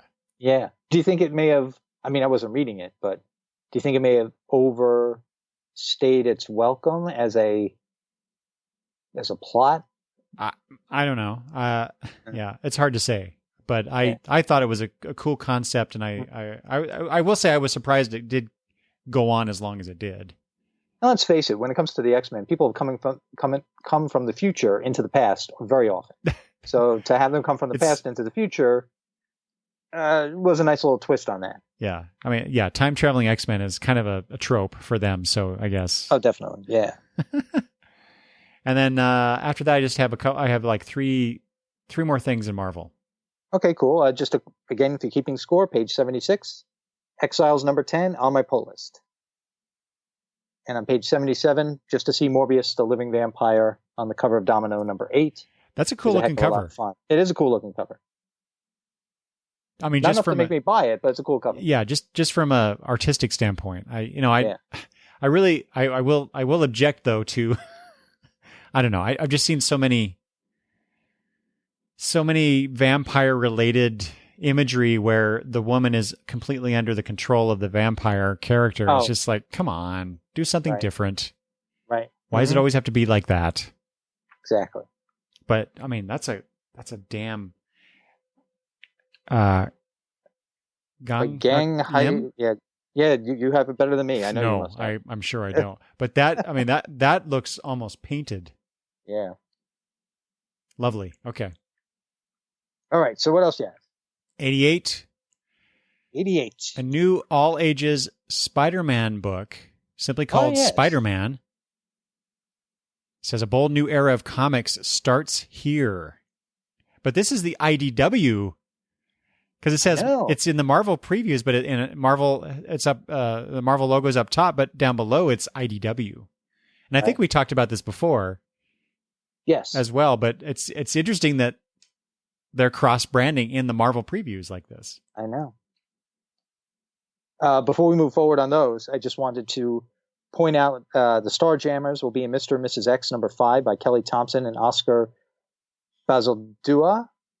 That's on page 81 if you're following along. Starjammers were always one of my favorite groups to appear in the older X-Men comics from like 30 years ago. That's true, yeah.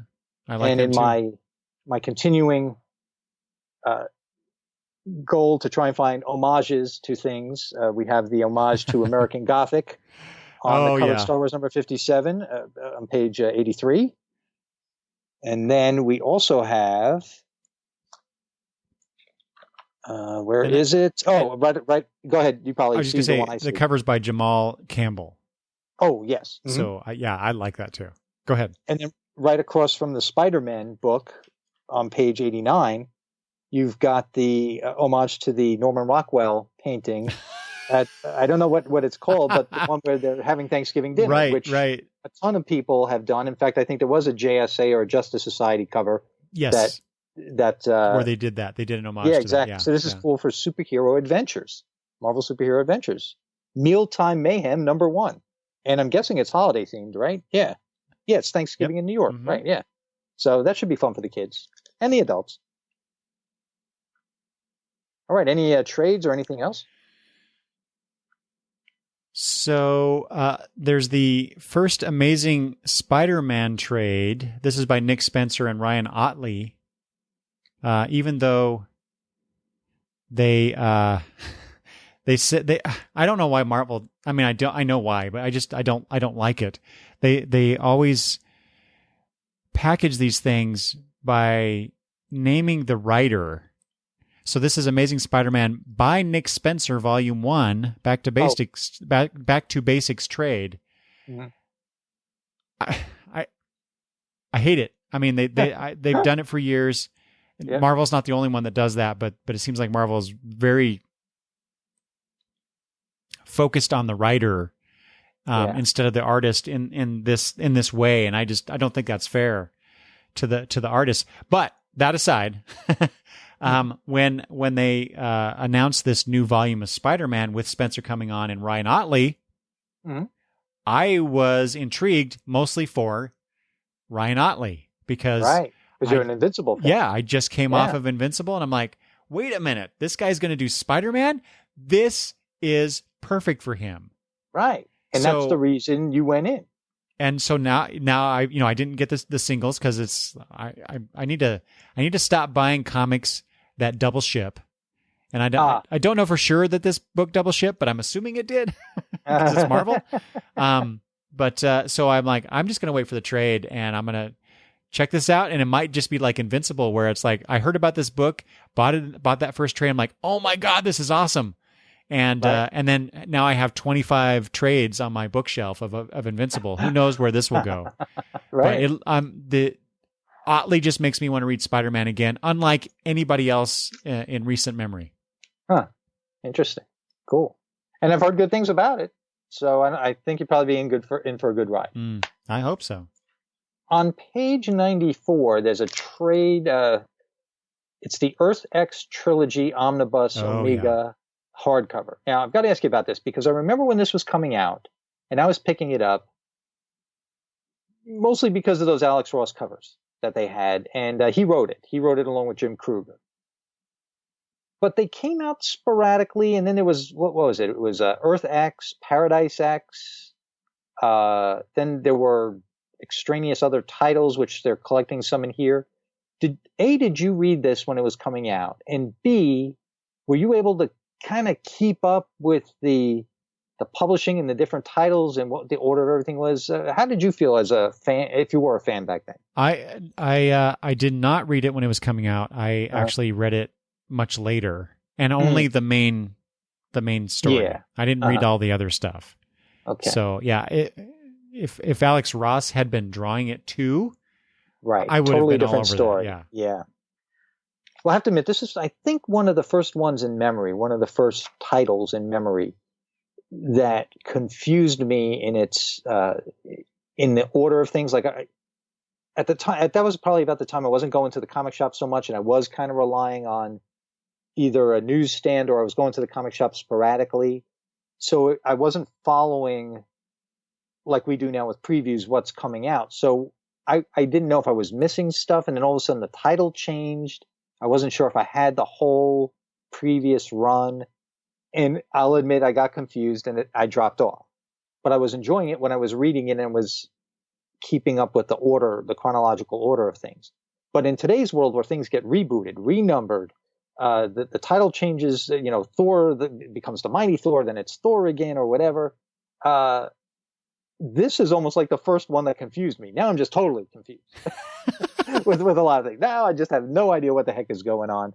And if it wasn't for previews, if you don't catch up, if you're not keeping up on a monthly basis, good luck trying to figure out the trades because of the different title addresses, the different subtle changes in the names, the numbering. Yeah, even the volumes of the trades don't make sense. They don't do their customers any favors with. No, not at all. And then you know what it is? I don't even try. That's the problem. Exactly. That's the problem they face, and they're the ones that can solve it. Yep, exactly. I'm not sure how they would do that after decades of how they've been doing things, but I don't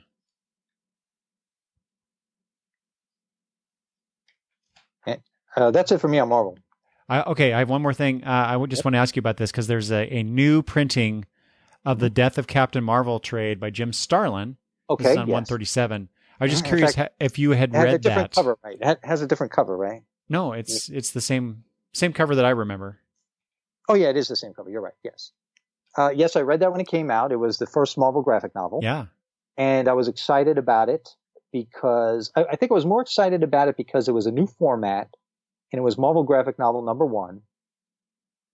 But I wasn't as excited about Captain Marvel because I didn't know much about Captain Marvel. I hadn't bought any Captain Marvel solo stuff, and I only knew him from appearances either in team-up books or Avengers or whatever, Mm-hmm. So I didn't know much about him. So while the death itself had an impact on me because of the whole reason of it, the simplicity of what killed him. The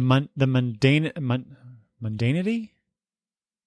Whatever. Well, that it could happen to anybody, right? It wasn't just like you got shot into the sun or something like that, or you phased into a bullet and you couldn't get out of the bullet for months, or whatever it is, or an alien with bones coming out of his skin killed you or whatever. It wasn't that. It was something that could get anybody, right? Yeah. And the simplicity and it was almost pure poetry in how it was written, how you come to grips, how someone comes to grips and those around them come to grips that there's nothing you could do. You could save the planet from Galactus, but you can't save Captain Marvel from this. And I don't know why I'm being vague. If people don't know, I don't want to spoil it for anybody, but you couldn't save Captain Marvel, but you could save everybody else from the craziest of things. But this one thing, you can't save Captain Marvel or anybody else if this happens to them, right? Yeah. So it was that poignancy of the whole thing, and it turned me on to Jim. I think that was probably the first thing that turned me on to Jim Starlin. Ah, okay. Yeah. I can't remember ever knowing the name that well at the time. I think it's funny we're talking about Jim Starlin because he was at Rose City Comic Con. And we do talk about Jim Starlin's panel a lot in that Rose City Comic Con episode that will be right before this one. I do plan to release that one before, so George knows. Great. So okay, great. So you know what? It was an awesome show. In fact, I was so glad that you guys had podcasters pounding Pilsners at a pub in Portland. There you go. Yes. So that was great. But it's just funny we're talking about that because for me, I think I'd have to go back and look, but if memory serves, my interest in Jim Starlin came about because of his work for DC. And we don't talk about this on that episode, but he did not care for his time at DC. Oh, so I find that really interesting. But this Death of Captain Marvel trade, what I like about it, and I'm kind of, I have to go back and see if I have these issues. That's the thing, because I have a bunch of Captain Marvel stuff in reprints and whatnot. But here you get not just that original graphic novel, because that's actually, I think that's where they're going to end that trade. But you have a bunch of stuff from Marvel Superheroes, Captain Marvel, and Marvel Spotlight. I think, to introduce the character and then lead you through, the incident that causes his death way before the actual the event. So I think they're just trying to walk you through that whole storyline to get to the meat of the story, which is that incredible. Wasn't that painted too? That part I don't remember. Book? I'm not sure. It's too far away on my bookshelf. I can't reach it. Yeah. But that's such a great story. Now here's the thing about Marvel. At the time, the thing that all the fans would say were the two characters you can't bring back are Uncle Ben and Bucky, right? So they've brought Bucky back in a fantastic way that the fans, I don't remember if there was some pushback from the fans when they first found out that Bucky was back, but now they love him, right? But I think once this happened, I think Captain Marvel was added to that short list of people you never bring back. Now, I know they brought him back. What'd they do? They picked him out of Time or something like that for travel snafu thing. Yeah, was that Civil War or something like that? Yeah, I forget what it was, or Secret Invasion or one of those things. But other than that, they haven't brought him back. Nope. So now it's Uncle Ben and Captain Marvel that you don't resurrect, which I think is a pretty good thing. Somebody will give him time. Well, although Barry Allen came back. Yeah. I'm perfectly fine if that Captain Marvel stays dead because we already have a good Captain Marvel. Yeah, in Marvel continuity, we don't need that one, the original one. And in fact, it would have to be Jim Starlin to do it, as far as I'm concerned. And he won't. He won't, and which is a good thing. Which is, I think that's a good thing. Yeah. Well, and by that I mean because he recently, he can't draw anymore. Oh, why is that? Does he have his hand is injured in some way. I don't know the specifics of it, but he talked about it or mentioned it at that panel, and I was surprised to hear that. But does explain why he had not been doing those Thanos graphic novels for Marvel. Right. Alan Davis had been doing the last few. Mm-hmm. So, it's too bad. I really like Starlin's art. Yeah, and I don't know the order of things, but I remember reading his Dreadstar from Epic Comics and not realizing what space opera was. I remember enjoying it, but after a while I dropped off. I don't know, maybe I got tired of it. Maybe some subplots weren't tying up as quickly as I wanted them to or something, but eventually I dropped off. But I do remember reading and enjoying Dreadstar, at least at the beginning. That's another title that I think jumped around publishers. It did, yes. And then it was hard to keep track of. Maybe that's why I dropped off, because it was hard to keep track. I don't know. I do have a sketch of Captain Marvel from him. Just a very quick head sketch. He was at a very small college Comic-Con here in the Mid-Atlantic area. I think it was George Mason University. And it just out of luck, I found out that it was there. Connie was working that day, so I went over there, and there were three, besides for the vendors, there were only three little long coffee tables set up with three creators. One was Jim Starlin, one was Larry Hama, and I forgot who the other one was. Oh, wow. And I don't know if we've talked about it on your show or on the Still Defunct George and Tony Entertainment show, but when it comes to talking to creators, this is not good for a podcaster to say, but I get tongue-tied. Like, for instance, I don't even know how to engage and say, I'd like to commission a sketch from you. I feel funny. I don't know why. I just feel funny about it. And maybe it's the whole concept of sales, right? Because I feel sometimes I don't even want to approach somebody's table because I don't want them to get into used car salesman mode and try and sell me on something. And then I don't want to waste their time and talk to them and not get anything, so it's that fine line where, boy, I would love to talk to that creator over there, but they're busy, they're doing something, and I'm not quite sure I'm going to purchase something from them at this moment, even though I've purchased tons of things that have their name stamped on it. But sometimes I know everybody says, hey, you should at least tell the creator that you thank you for your work, or you appreciate their work because you don't know if you're ever going to get to see them again. And I agree with that. I guess I'm just a little timid when it comes to this. Yeah. So anyway, he didn't really have a sign up that's like most people do that said, hey, I'll autograph a book for you for $1 or whatever, or the first 5 are free. But I happened to notice that people were getting quickie sketches from him. And I didn't see any money changing hands. So I was like, you know what? Since there are people there, I'm going to kind of piggyback on whatever they do. And he did it for free. It was very quick. Son of a gun. We talked a bit. To be honest with you, I was so starstruck. I don't really remember much of the conversation. This is pre-podcast days. And I have a very quick Captain Marvel head sketch for him. Wow. So it's pretty cool. Yeah. Wait, so what was that? Was the Captain Marvel, was that your request, or did he? It was my request. Okay. I asked, and again, because I was so tongue-tied, and the movies hadn't been coming out. The Avengers movies, maybe they had just started. I don't know, but I am a big Infinity Gauntlet fan. So you would have thought maybe I would have asked for Thanos, but the first thing that popped into my mind was the death of Captain Marvel.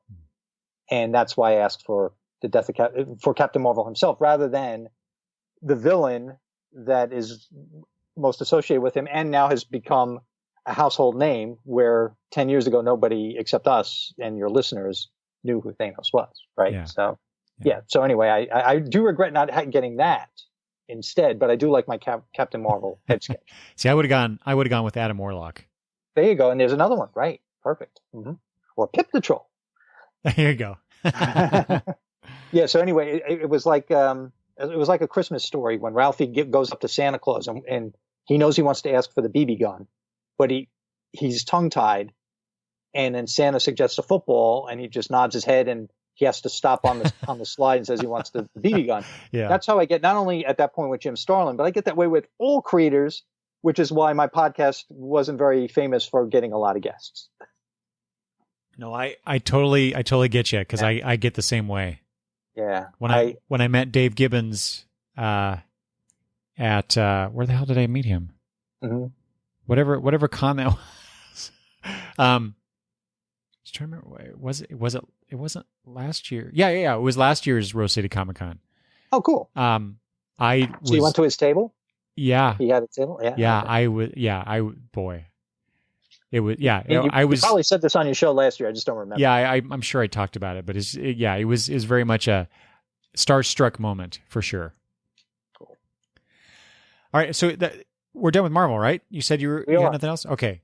Now we're on hour 5 as usual. So much for going. Right. And it's my fault for my preamble at the beginning of the show. I apologize. So we'll go to the big book now. Yeah. Now you said you didn't have too much, so I can edit my stuff down. Okay. So we'll start with Image. All right. So, let's move on to Image. But is there something you want to tell me, George? Yeah, I totally forgot. I should have said this in the upfront, because if my goddaughter listens to this show, she'll have to get into hour 3 to hear that I mentioned her name. But my goddaughter, Anna, I am proud of her because she got accepted into the Disney internship program, and she will be working at Walt Disney World down in Florida this coming semester in the spring as an intern. And I think that's pretty neat. She was excited about it. It was a goal of hers from when she was a junior in high school, and now she's a sophomore in college. So she set her sights on it. Her school originally gave her a little guff about it and said that they didn't have a relationship with Disney and they wouldn't accept the internship. So she did the you're better at this than I am when it comes to these adages. What is it where it's better to ask forgiveness than ask permission or something like that? Yeah. Okay. So she went straight to Disney, got accepted, then sold it on her counselor and the school to let her do it. Yeah. Good for her. Yeah. So good for her. So congratulations, Anna. Good job. I know it's not comic related, but I'm a big Disney fan also. And I'm going to try and time a trip to go down and see her while she's interning. Oh, good. Yeah. Yeah. So thanks for letting me say that on the air. Yeah. Just got to make sure she listens now. Yeah. Well, now you'll get another hit and maybe her parents will listen too. All right. I couldn't get them to listen to my show. Maybe I could get them to listen to yours. I don't know. It's okay. Her dad is Chucky Baby, the guy who designed the wonderful logo. Yeah. So I can't get him to listen to this show. I don't know why I get him to listen to yours. I don't know. It's okay. My family doesn't listen to my show either. Yeah, there you go. Right. Everybody listens to our show. They're new friends. That's what they are. Yeah. All right. So Image Comics. Yeah. Now, I only bring this one up on page 40. It's called Bitter Root #1. I bring it up really just because of the creators, to be honest with you. I call it to your listeners' attentions because writer David F. Walker is reunited with artist Sanford Green. The other writer on the book is Chuck Brown, but I mean, Walker and Green did that much acclaimed Power Man and Iron Fist series from like 2 years ago at Marvel? Yeah. So they're back together. So I think that in and of itself is news for your listeners and anybody who maybe doesn't necessarily read previews like you and I do, just to bring Bitter Root to their attention. Now, was Bitter Root on your list of interests? I just, it was a new book by them. When I read the description, I thought, other than the 1920s, but it's refers to the Harlem Renaissance being in full swing.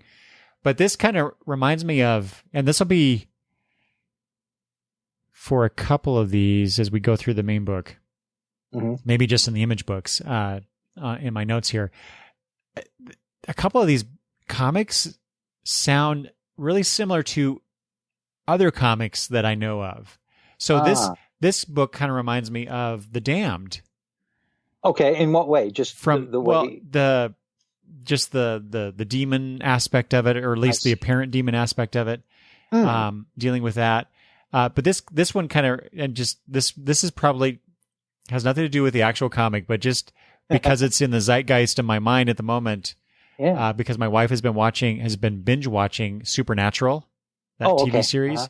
Yes. So this kind of reminds me of The Damned meets Supernatural in 1920s Harlem. So that's just, it's just me. But yeah, you got all those cool creators. There's some interesting preview pages in here as well. I think you just threw out an elevator pitch for anybody who might have been on the fence. You might have just sold them on it by putting it that way. Yeah. I'll bet you David Walker, Sanford Green, Jeff Brand didn't put it that way when they sold it on Image. No, I'm sure they put it much better than I ever could. I guess it's seeing print, so I guess it did. Yeah. And then what else do you have for Image? The next book, I actually wasn't going to talk about this one, but I'm going to throw it out there anyway. Outer Darkness, by John Layman of Chew fame, and then Fu-Chan. Did you read Chew? Did you read that book? I read a couple trades that Travis let me borrow. And people seem to love it. I mean, I haven't read it. Yeah, it was okay. It didn't spark an interest in me to continue with it. Yeah. But it was a fine enough comic. But this is like Star Trek meets, I don't know, something else, because it's set in the future, and there's a preview panel here, and it looks just like you're walking onto the bridge of an Enterprise like situation, right? Right, yeah. But they go out. So the text here is, so mankind has colonized the galaxy only to discover the horrors of space. Everyone on board may hate this captain. Oh, no, wait. Join Captain Joshua Rigg and the crew of the Karen as they encounter demonic possessions, cosmic hauntings, and more. Everyone on board may hate him, but everything out there is trying to kill him. So again, yeah, going back to Supernatural. This is like Star Trek meets Supernatural. All right. I see weird a trend. Weird mashups here to me. Well, what about on the next page? After all the preview art on page 48, Auntie Agatha's Home for Wayward Rabbits, number 1 of 6. And I know, if nothing else, because you and Peter do the Legion podcast, the writer's Keith Giffen. Keith Giffen. That's what drew me here. I was like, oh my God, Keith Giffen's doing this? What? Yeah. So I have to pay attention to it. Because Auntie Agatha's Home for Wayward Rabbits, Eric, is in danger. Well, Auntie Agatha's niece, Julie. As it always is. Yeah. This particular shelter cares for damaged and dysfunctional rabbits. And now it's being threatened by a wealthy businessman, which, of course, everything is these days, who will stop at nothing to tear it down. And it's drawn by Benjamin Roman. I'm unfamiliar with Benjamin Roman, but the preview art looks pretty cool. And I'm guessing all ages? Does it say? It doesn't really say. It says humor. Yeah. I guess we can't make those judgment calls, right? Yeah. Oh, it's rated T. So I guess maybe teens. Oh, okay. Okay. But still, given that it's written by Keith Giffen. Yeah. I'm having this does not compute, George. This does not compute. So what with Supernatural does this go with? That's what I want to know. Yeah. Let's see. Well, it does like that Scooby-Doo episode of Supernatural? Ooh. Is that what this is, maybe? Ooh. Good. Good thinking, George. Yeah. I mean, this is it does say at the bottom there on the page, Alice in Wonderland and Miss Peregrine's Home for Peculiar Children. So if you like those types of things, then you'll love this book, they say. Have either of your granddaughters read those no. Peregrine books? No, we did watch the movie that they I haven't seen the movie, and are those books geared toward young adults or not? I think so. Oh, because here's something I'd be interested in reading those books. Yeah. They look like maybe I'll just go see the movie first, but they look like they could be fun. Anything else for Image, or at least in those number 1 sections? There is on page 52, Middle West by Scotty Young and Jorge Corona. I just the preview art, the cover and whatnot. That looks gorgeous. Yeah. And so this is the lands between the coasts are vast, slow to change, and full of hidden magics. Mistakes have been made, and in this new ongoing series, an unwitting adventurer searches for answers to quell a coming storm that knows his name. And that's just that. See, this is great solicitation copy because it doesn't. It tells you just enough to get you intrigued, but doesn't over-explain. It doesn't. It's not trying to be, hip and cool and ironic, all that crap. Here's this kind of concept type of thing with this preview art. It's like, what is a storm that knows this guy? What? And so, yeah, now I'm interested. On page 56, I forget, are you a Wicked and Divine? Oh, reader? yes. Okay, so there's a one-shot called The Funnies, number 1. Let's see, where do they take us? What era are we supposedly in? Oh, they're animals. That's right. Every 90 years, gods are reborn as dogs. They are good dogs. They are very good dogs. So this is them as dogs, I guess? I don't know. I don't read it, but does this, I mean, the completionist in you must want this book. I'm getting this for sure. Of course, you have to, right?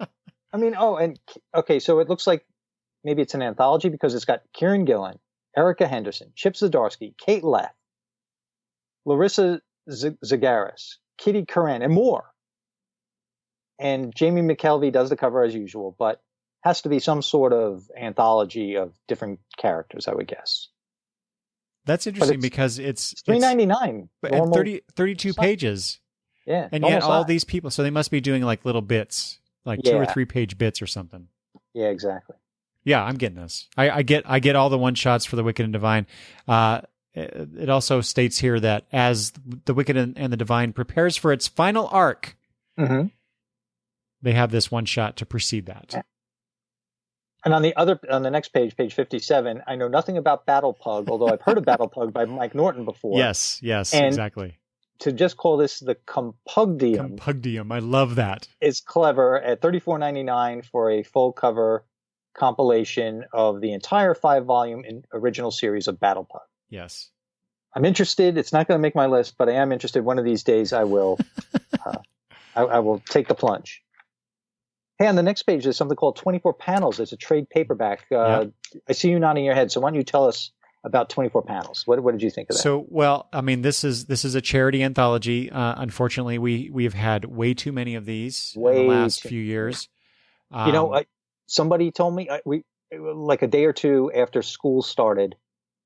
School starts at different times for everybody, but a day or two after it started here, my wife told me, there was a school shooting somewhere. And I said, there was? I didn't even hear about that. So now we're at the point where school shootings aren't really making it on the news. Are so commonplace that the way that they did, I couldn't even tell you where this one was, which is a shame. And I know this isn't necessarily for that cause, but you're right. No matter what the cause is, whether it's a disaster like we just had Hurricane Florence, thank goodness it's just a tropical storm now, but we have natural disasters, human-made disasters, man-made disasters. It's just too much. Too much. And I've been. I'll get to the 24 panels in a second, but I have been on my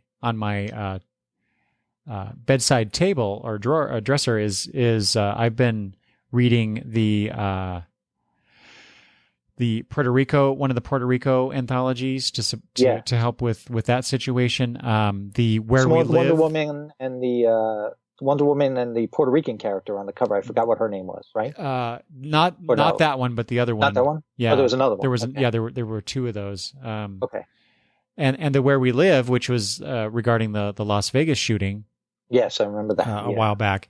This one is so I've been reading those, and boy, talk about sobering bedtime reading. Yeah, I can imagine. It's been kind of hard to get through those books just because of the subject matter, but this charity anthology involves the Grenfell fire from June of 2017 in West London, where 72 people were killed in this fire of a 24-story tower block.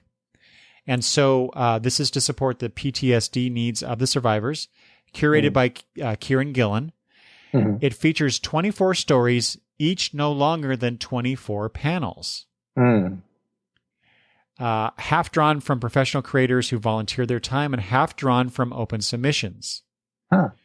So, yeah, I'll be... How much is that? Beginning this. This is $16.99. It's not bad. Goes to a worthy cause. Yeah, exactly. Yeah, it's good. And then I only have one more thing here in Image. So, George, if you have anything else. Well, I've been reading Sunstone, although I have one volume on my shelf that I haven't read yet. But volume 6 comes out. If anybody has been reading Sunstone and is moving forward with their universe, the original graphic novel, volume 6 by Stefan Sejic. $16.99, 200 pages. His artwork is beautiful. His writing is beautiful. If you haven't checked it out, I think you could just pick up any of these graphic novels and you'd be fine. But you can. If you want to start with number 1, you can. Yeah, I was going to say they offered again. Volume was 1 through 5. Yeah. So that's actually been something I've been wanting to read too, because I love Sejic's work. So, and he's currently on Justice League Odyssey, I believe. Is that the one? Yeah, at least the covers, right? Yeah, at least. I think he's doing the interiors too. Oh, good. He had done Aquaman for a while. Oh, that's right. He had done, at least done the covers, right? But he was doing interiors for a while, from what I understand. And everybody was saying it was beautiful. It's beautiful. And for underwater work. I almost started getting those Aquaman comics just for his art. So what's the other one thing that you have? Well, okay, so I already have this in trade, but a double buy? It's so good. It's Injection, the deluxe edition, Volume 1 hardcover. This collects the first 3 volumes of the series. And boy, if any series deserves a deluxe hardcover edition, it's this one for me. I'm talking about me, my personal needs here for this book, because being able to sit down and read that whole thing all at once. Now, who does? This is written by Warren Ellis. Declan Shalvey and Jordi Belair is on the art. This is, oh my God, you can't go wrong with that. My favorite book of last year, George. Wow. So how much is this hardcover compilation? $50 for 400 pages. And Warren Ellis, Declan Shalvey, Jordi Belair. Yeah. Wow. Such a good book. All right. Nice. Okay. You heard that, listener. Get on it. Local comic shop, DCBS, however you do it. All right. Well, in keeping with the theme of my pull list, I'm going to keep up. I'm still interested in Exorcisters. Say that 10 times fast when you have a list. Page 74, Exorcisters number 2. That concept intrigued us last month. I'm going to continue with that. And you know what? Okay, so I've decided I do have to cull a little more, and I keep using the term cull because you had a culling episode a couple of years ago, or however long ago it was. Skyward might be on my list, just like Sideways might be on my list. I like Skyward. Skyward number 8 is solicited on page 87. But the thing is, I mean, you talk about the decompressed storytelling. That first story arc, I think, could have been done in 1 or 2 issues. And when I look at it and I say, okay, what exactly just happened in this 32-page comic I just read? Like, what part of the story got advanced? And when I think about what got advanced and how slow it moved, I realized, you know what? A lot of comics I read are like this. Kind of proving the point of writing to the trade. Whereas like this book I was reading that I told you about at the beginning of the show, Ghost Money, I mean, each issue had a lot in it. There was no way that you didn't feel that you got your money's worth looking at what each issue was going to be was when Lion Forge put it out in singles. But Skyward might be something I'm interested in it. I might move to a trade. I don't know if I would even do that. So Skyward is I like it, but it's on the fence to be knocked off my list just for either making room for other stuff or saving money. Just because of the pace. And you know what? Like I said, I think we could say that for a lot of the books we all read. Yeah. And it's a shame. I'm noticing it very much in Skyward, although the story is good. So it's that, I need my hypocrisy pills, like I always used to take on my show. It's a paradox there. And then one last thing, I've been calling this to everybody's attention for the past couple of months. I call it to your attention again. Page 92, the continued return of lapel pins, the metal lapel pins rather than buttons. And these are Saga ones, although there are also Walking Dead ones in here, but I'm more interested in the Saga ones. I like the what do you call the robot Prince, the one with the television head? Prince Robot. Yeah, Prince Robot. So I like that pin. So that'd be pretty cool. They run about $10, which is kind of normal for those types of pins these days. Did you have anything for Dark Horse? I do, actually. There's several things here just to point out. Great. The first one, of course, is the first thing here is William Gibson's Alien 3. Mm-hmm. And I found that interesting. Yeah. So apparently when Sigourney Weaver may not have been interested in doing another movie, the movie studio commissioned William Gibson to turn in a script for Alien 3. And so that's what this comic is taking that story that he came up with and turning it into a comic. Yeah. And I like the Alien movies well enough. I even like Alien 3 for reasons. But William Gibson doing a movie treatment for a franchise like Alien is like, what is this going to be? But again, I don't tend to buy media tie-in type stuff. if you still have the page up, how much is it? How many pages? What Yeah, is it? so it's on 96. Well, it's $3.99 for it's a mini series. Oh, they broke it into miniseries. Yeah. Oh, okay. Yeah. Sorry, I had already skipped ahead to something I had on my pull list, so I wasn't on that page. And then on the following pages, Dr. Horrible, Best Friends Forever. It's a one shot. I love Joss Whedon's Dr. Horrible. Speaking of Felicia Day from earlier, I was going to say I'm not surprised. Yeah. So there's even a variant cover by Francesco Francavilla, I think with Penny in the background there. So that's cool. I might have to get that.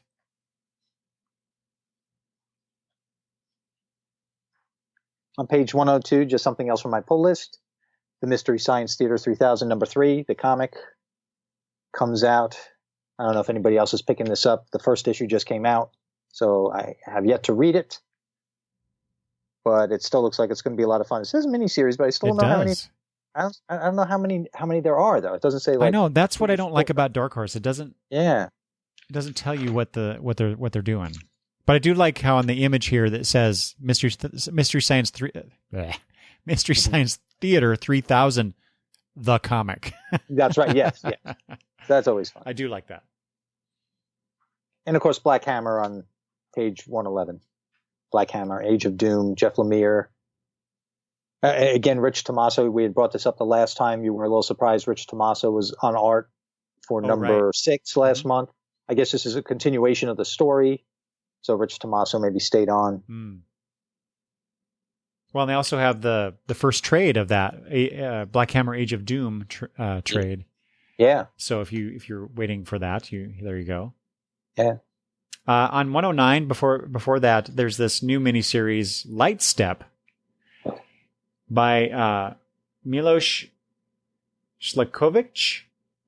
Hope I say that right. And Dave Stewart on colors. This is I when I saw the preview page here, I just thought this looks cool. And then I read the solicitation. I'm like, that might be an interesting story, but it was just mostly the art that drew me in. And that's, let's face it, a lot of people, heck, even a lot of people who have these comic podcasts, some of them don't even read previews anymore. So it's that cover that gets them. And I wonder sometimes in a digital fashion how the cover might get them as opposed to being on the shelf at a local comic shop, you know? Because let's face it, back in the old days when we were kids on a newsstand, a cover would get us. Now that these things seem to be marketed more to people, in their 30s and up rather than kids, you do need something like that to get our attention on a comic store shelf, or a bookstore shelf, depending on what it is. Yeah.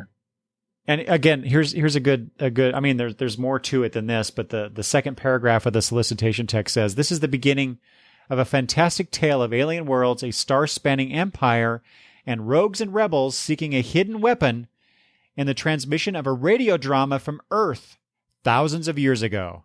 And of course, hilarity ensues. You got it. Yeah. So I thought that was cool. Cool looking. Yeah. And then finally for me, George, I'm not going to get this, but my God, on page 113, that Middle Earth hardcover, just that cover of that dragon is so freaking cool. Donato Giancola, is that how you would pronounce the artist's name? Yeah, I guess. Sure. Yeah. I mean, I'm unfamiliar, but you're right. It is a beautiful, and even, I guess, maybe that's an alternate cover with the wizard down at the bottom. Yeah, I think so. Or maybe that's the cover and the dragon is just a picture in the maybe book. You're right. Yeah. But that, oh my God, that dragon. That's Smog, right? That's got to be Smog. I would guess so. And it is hard to convey in an audio medium how beautiful that painting is. It's so gorgeous. Go look it up. Yeah, please. Page 113 of previews. And on page 112, also in the Black Hammer universe, the Quantum Age. I know you read the first issue. You said it wasn't quite the Legion of Superheroes homage that you were looking for. Still going to continue with it? I'm whatever the last one I pre-ordered, which is it'd be 4, I guess. So I'll probably get. Yeah, I'll continue with it until I see a good breaking point, or it just turns me off totally. But so far, it's okay. I think this book also suffers from what you were just talking about in terms of the decompressed storytelling. It's like let's move on. Let's do. Come on. Let's give me something here besides these little snippets that we've gotten so far. Exactly. And in the vein of Disney, not only does Marvel shift their properties around, but Disney does. Disney Frozen is on page 118 from Dark Horse. So go figure. Yep. Oh, and Beasts of Burden, Wise Dogs and Eldritch Men from Evan Dorkin and Benjamin Dewey and Jill Thompson, number 404. So that ends. Beasts of Burden, I know, is a fan favorite for people. So that's solicited here. I need to get more collected editions of that that concept. And there's I'm not going to go into too much detail on it, but on page 121, Green River Killer, a true detective story hardcover, second edition. Now, I was not aware of this in the first edition, but it's by Jeff Jensen and Jonathan Case. And the thing that gets me about this is Stephen King's quote in the solicit that says, "Terrific. It's got the scariest opening sequence I've read in years, and the novel as a whole makes compelling stay up late reading. Great creepy stuff." And for Stephen King to say that is pretty incredible. Yeah, it's the story of one of America's most notorious serial killers and the true detective who cracked the case and solved the crime. So it's I don't know, pretty interesting stuff. And if that's the type of story you're interested in, check it out from Dark Horse on page 121, coming out at your local comic shop in November. Yeah. And I remember, because this was going on through the 80s. I remember those news reports. Do you? Yeah. And not, I was young enough that I didn't quite understand what was going on. Sure, yeah. Or not young enough, but I didn't have a good sense of what this really meant at that time. Yeah. It was only later, once they actually arrested the guy and whatnot. Sure. But yeah, that was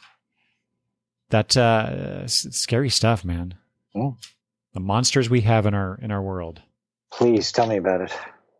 IDW? Yep. All right. So okay. Do you remember back in the day, previews used to have a comic caricature of the marketing director named Dirk Wood? Yes. And he'd be dressed as a Ninja Turtle or a Ghostbuster. And it was always his same face, but with a different, whatever he was doing with his body, whatever costume. I've noticed past couple of months he hasn't been there. So it makes me wonder, does he work for IDW anymore? I don't even know. But the first big red page to let you know you're on the IDW section of the book also has the Marvel logo.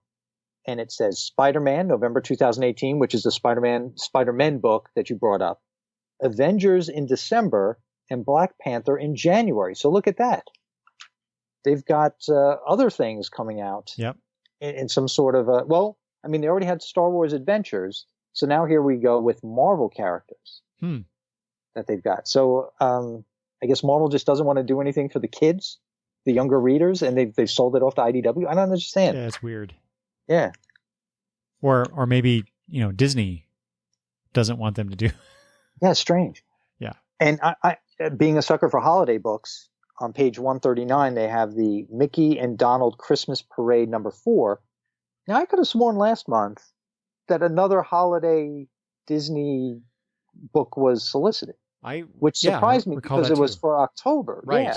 Right. But this is what I'm more accustomed to, this Christmas Parade. So maybe they're just going to release 2. I don't know. Well, wasn't that last one? I thought that last one was like a collection of Golden Age Disney Is that stuff. what it was? I think so. Oh, okay. All right. Well, I have enjoyed these Mickey and Donald ones for the past couple of years. I've been getting them as stocking stuffer type gifts, even for teenagers. And they probably hate me for it, and they think I'm an old fogey and say, Uncle George, I'm 20 now. I'm not 10. How about some cash, So anyway, but I think they're too much fun not to give out. And you and I keep talking about it, but neither one of us is planning on reading it, but Impossible Incorporated number 3 on page 141 by G.M. DeMatteis and Mike Cavallero. And now that number 3 is being solicited, I guess number 1 is out. So if any of your listeners have read it, I would be very interested to hear what they have to say about it. Yeah, because I'd like to know, because I was contemplating getting in the trade last time what do we talked miss about it. if you're reading? What about you on IDW? I've monopolized the IDW conversation. Well, to counter I don't care for media tie-ins. I've Yeah. often said this on the show, but Star Trek is my exception. There's a Star Trek Waypoint special that I will be getting. So you get an anthology with different stories featuring the different cast and or crew of Star Trek. Yeah. So I'm all about that. Do you remember that 80-page special that came out about a year ago? And we had talked about it on a previews episode. You bought it. I didn't buy it. And you had said it was like it was mediocre. Like it wasn't as good as you were hoping it would be.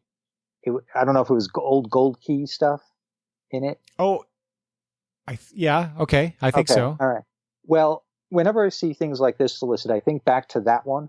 And whenever I'm back issue diving, which I don't do very often, I'm always hoping I'll find that, like in a dollar thing, just to read it because what the heck, right? Because even though you had a little mixed review on it, there were some diamonds in the rough in those 80 pages or whatever it was. So I wouldn't mind doing it for like a cheapo price in some bargain bin somewhere. So that's actually something I'm looking for when it comes to licensing, merchandising tie-ins. Hey, for holiday books, a new Jingle Bell book on page 163. I am a fan of Paul Dini's Jingle Bell. And that's another thing. Sometimes I can't tell, did I miss one? Because if he doesn't do one particular year, they repackage previous year's Jingle Bell books, and they're not very forthcoming to say this is a reprint. And you may not necessarily remember the synopsis of a story you read 3 years ago. So you might be inclined to rebuy it, not realizing it's something you read already. But this one is brand new material, Jingle Bell, The Homemaid's Tale. So this is definitely going to be on my list. It's 36 pages for $4.99. I know sometimes I lament about price on this show, but Jingle Bell by Paul Dini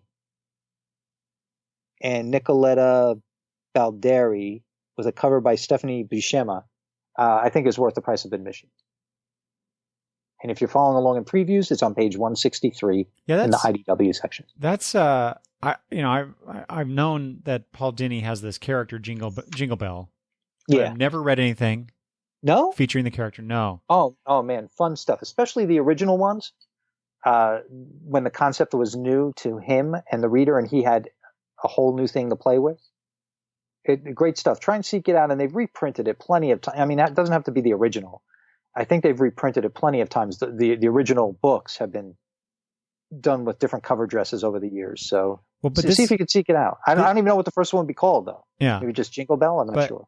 But this, George, this seems like an obvious candidate for our Christmas gab bag. Yeah, for this year. Well, what's the date it comes out? Would it come out in time? It says. I already have my books picked out, but I would be happy to add this to the list. I'll let you know. If this makes the cut, I'll let you know, and then maybe if we're even going to do it. Yeah, so yeah. On the previous page, 162. Yes, 162. Sukeban Turbo. Oh yeah, by Sylvan Runberg and Victor Santos. I don't know what the cover images here or the preview images caught my eye, but this is it's inspired by the Japanese girl gangs of the 1970s, and I thought there were Japanese girl gangs in the 1970s. Eric, of course there were. Don't you know? So I thought, this is interesting. So anyway, I just wanted to point that out. That's where the song "Everybody Was Kung Fu Fighting" came from. But was it Gail Simone who said? Actually, somebody had a tweet about that song this week. I think it was Gail Simone. She said, "Come on, everybody couldn't have been Kung Fu Fighting," and that's all she said. That's Gail. Something like that. Like, how could everybody have been Kung Fu Fighting, or something like that?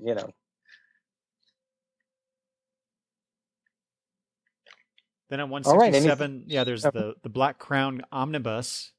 Yeah, I think collecting the quarterly books that they were putting out. Yeah, and I'm guessing those have been a success, and they're going to keep coming out. But I'm going to stop getting them. Oh yeah, yeah, I think so. Yeah, I just got the first one, and thought that's good enough.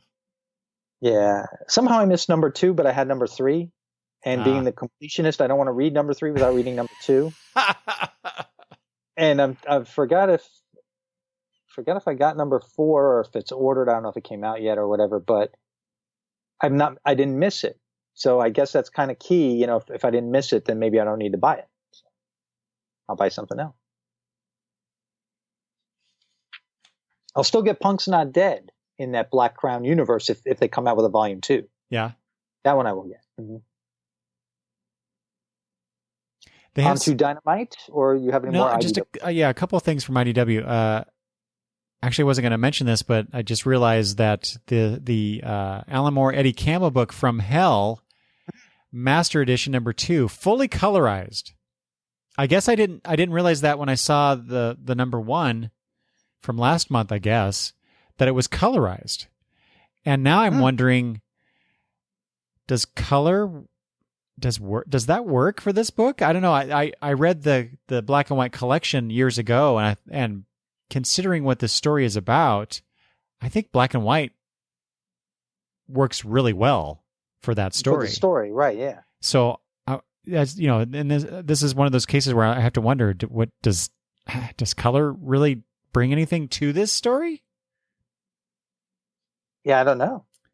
And then on the next page, just simply 2 things. It says, the text says December, and at the very bottom is the mask of the Rocketeer. Yeah. So I guess we'll find out next month what. I know, right? Thanks for the tease. Yeah, little tease image there. Yeah. All right. Yeah. Dynamite. Dynamite. Yes. Dare to be Dynamite. Well, I mean, we have to bring up Daring to be Iconic, James Bond 007 #1. Yeah. Looks like it's an ongoing. I mean, they say as much there by yeah, Greg it does. Pak It says ongoing series. And Mark Laming. So when the first James Bond came out, when they first got the license, I think when Skyfall came out, maybe. Yeah, I guess it was when Skyfall came out. Or Spectre, one or the other. Probably that one. Yeah. I thought that was going to be an ongoing. Then when it wasn't, I was very disappointed. And then when they started to come out with different miniseries, while I enjoyed the concept and was curious about it, out of spite, I decided not to purchase them. I think I got the second one, but then I said I was done. Now with this ongoing, I'm interested, but especially with Odd Job being in it. Yeah. But I'm not going to do it. Oh, really? Because I was thinking about buying this. Yeah, the look on your face makes it look like you're very surprised. I kind of am, yeah. Yeah, but you know, it's Greg Pak writing it too. Yeah, I know, and I loved his Mechadet but I'm also trying to be a responsible comic book buyer here. Yes. Yeah, but it does look good. But it does look good. I love. We've talked about this before, but I love spy comics, characters that are spies, and I don't have that fix in my comic book reading right now because. There's really nothing else. Yeah. With the boy, what a fan I am. I can't remember the name of the book that I love. Well, you might be talking me into this one. What? Oh shoot! Never mind. I'll skip that. But here, you know, Grayson from back in the day. What? No, not Grayson. Shoot! I cannot believe I can't remember the name of this book. But it's James Bond, and I really liked the first book that you talked about. What was it? Vargur? Oh yes. Yeah, I really, because I got that digitally. I really enjoyed that. So I don't know. This looks like a perfect jumping on point to me to try it out. Now, are you going to dare to be classic with Battlestar Galactica #1? You know what gets me about that? And no, I'm not. Even though I love Battlestar Galactica.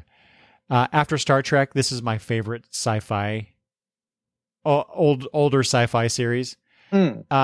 40 years. George, this is in part to commemorate 40 years of Battlestar Galactica. Yeah, and there were Marvel comics. Yep, back in the day, right? Yep. Mm-hmm. I had a few of those way back when. And this is written by John Jackson Miller, who I had the good fortune to meet at All Star Comic Con this year.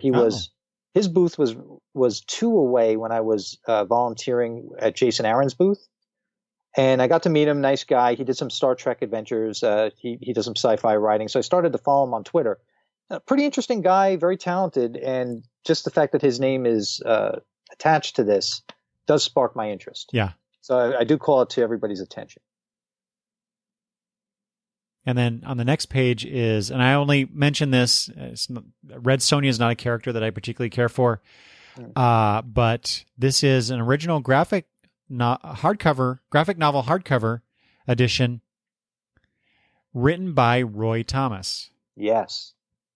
And they're doing a black and white, it's a black and white comic with red. That's it. That's the only color. There you go. So I and thought those preview pages are beautiful. I know. Yeah. Esteban Morado. Yep. And Santi Casas. Casas, yeah. Casas? Oh, man. Yeah, so The Ballad of the Red Goddess. 1999 hardcover. Original graphic novel. Here, I didn't do this before. I gotta dog ear this page. This will go on the list, but it'll be on the long list. I also noticed that I just noticed this now, George. Also available, you can get a signed edition, signed by Roy Thomas. Oh, for $50. Oh, so you're $30 for a signed book. I don't know. Okay, I mean, yeah, it's Roy Thomas and all, but right, $30.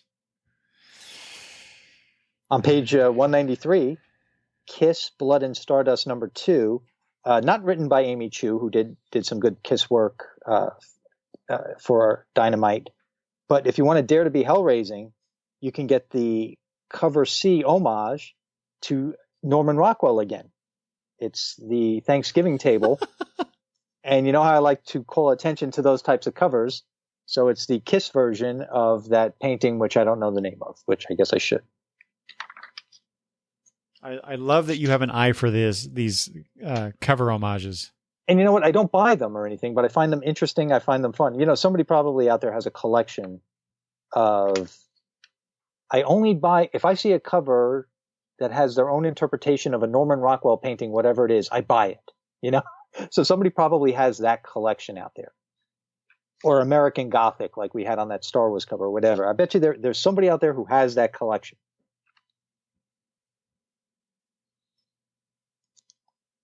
I'm done with Dynamite.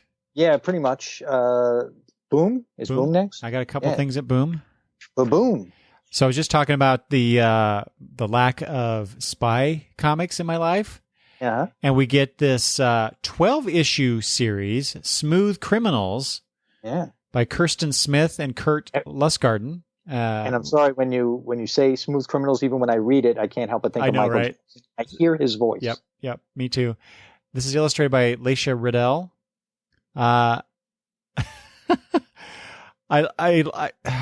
So there is a Master Thief from the 1960s, complete with, I don't know, are those go-go boots, George? I'm not sure. Yeah, I think so. It is it does make you think of those Jim Steranko covers from the 60s on Captain America and good point. Shield and things like that. Yeah. Yeah, this is an Audrey Mock cover. Yeah. But she's cryogenically frozen. So she's a 60s Master Thief who's been cryogenically frozen. I presume gets thawed and ends up having adventures with Brenda. It's kind of the opposite of Austin Powers, right? Oh yeah, there you go. The secret agent gets thawed. Of course, it's a comedy, but farce. But here's the super villain getting thawed from the 60s, getting thawed out in present day. I don't know, just that idea of I love the idea of a time displaced character. Yeah. Especially, I don't know, the Audrey Mock cover is just gorgeous. And I realize that's not the main artist. It's we do get some preview art by Riddell here. Yeah. I mean, I don't know. It intrigues me. That's for sure. And it's from the creator of Legally Blonde and 10 Things I Hate About You. Oh, yes. So if you like that. And there's, again, a screenwriter coming to the comics medium. Yeah. So if they come out with a trade, I'll probably get that.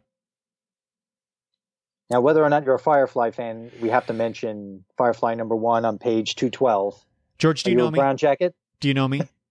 No, I don't know. Who are you? Do you think I'm a Firefly fan? Blah, blah, blah, blah, blah. A Firefly. I give up. I don't know. Maybe that brown jacket behind you gives it away. I don't know. Anyway. Well, yeah. Well, and this is another Greg Pak book. Yeah. So. Are you going to do this? Yeah. I love the Firefly universe.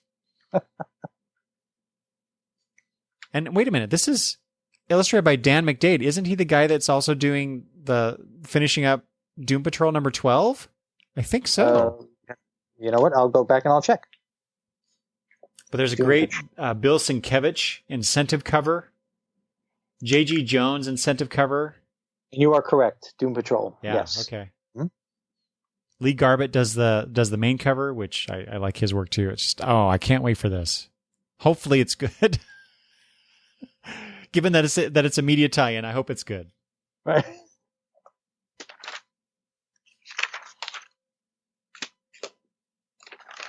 And I like how they are putting together this Legacy Edition, Firefly Legacy Edition, Book 1, which collects two miniseries and the Shepherd's Tale OGN. So if you have been wanting to catch up on Firefly stuff that has been put out before, although I don't think that stuff was put out by Boom before. I'm pretty sure it wasn't.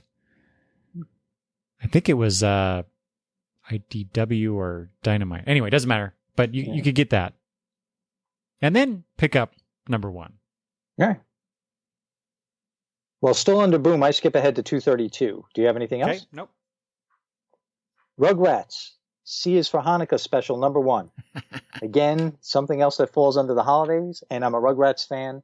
So if you are too, it's $7.99 for 40 pages on sale at your local comic shop on November 14th.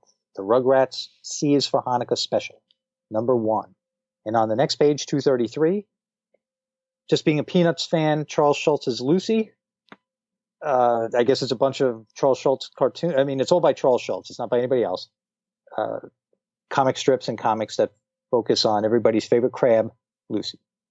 I had noted that too as well, George, and I thought that's interesting that they're focusing Lucy Van on Peltz. a character for a collection like this. So this is advance solicited for January.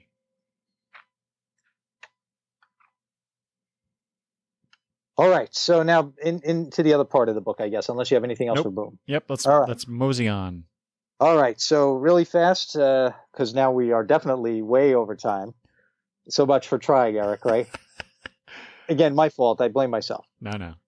All right, page 248. North Stars, Volume 1, Welcome to Snowville. I have no idea what North Stars is, but Santa Claus is on the cover. Might be interesting, and it looks like it could be all ages. I'm not sure. But North Stars, Welcome to Snowville. Who puts this out? Is this Action Lab? I think this is Action Lab. Yeah. So under Action Lab, join us for the magical adventures of Holly, the daughter of Santa Claus, and Faustina, a Yeti princess. There you go.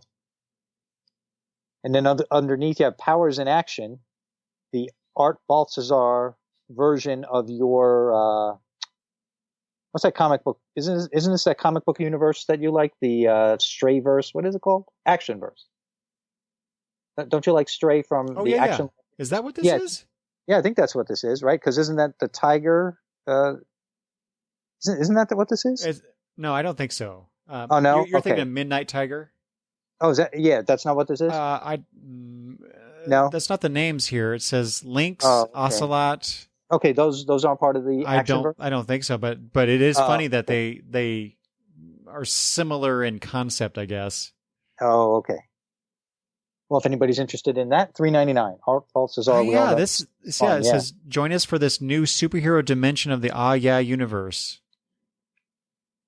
which I haven't read. I have a trade of the comics from years ago, but I got to dog ear this one now.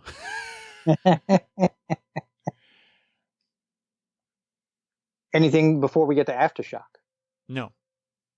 Well, did you see that Aftershock has an original graphic novel coming out called Yes, I did. Yeah, by Colin Bunn and Dalibor Talajic. Man, I am horrible with these names.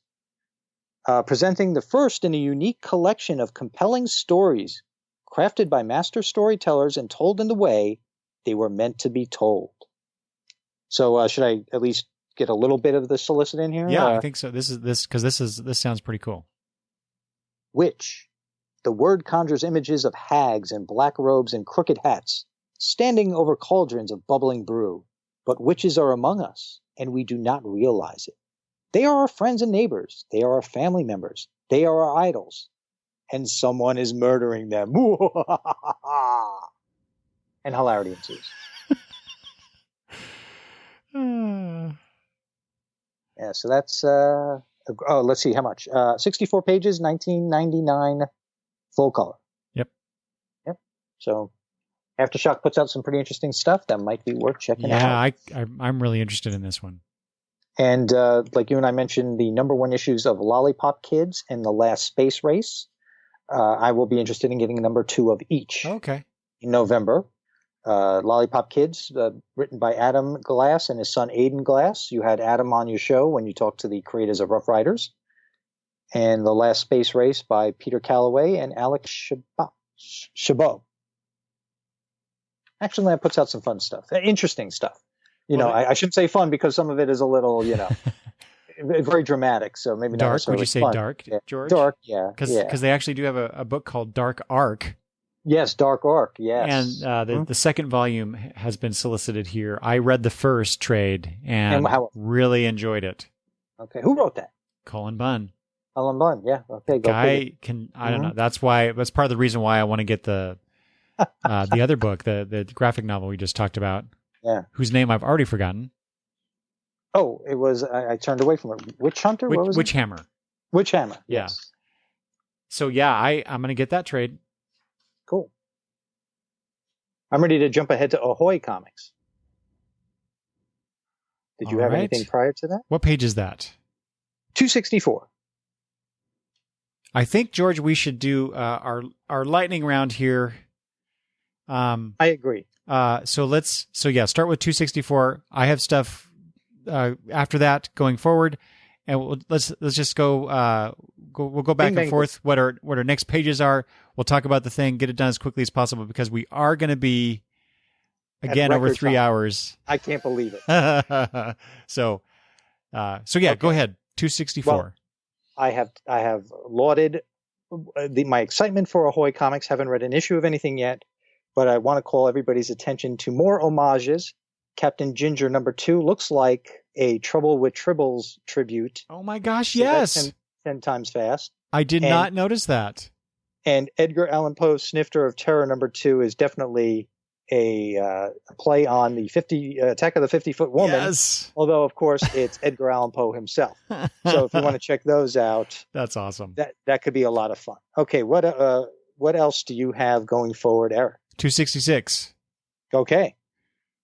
Carson of Venus, The Flames Beyond, #1. So this is American Mythology Productions, their Edgar Rice Burroughs universe. I did not realize that Carson was a thing, but what caught my attention was the Michael Kaluta covers. Okay. So there you go. Nice. I jump ahead to 275. Me too. And we're going to talk about the same thing, apparently. Yeah. Archie #700? 700. Mm-hmm. Written by Nick Spencer with Margaret Savage. Mm-hmm. I don't know. It seems like Archie's doing the Marvel thing with the renumbering and stuff like that. Yep.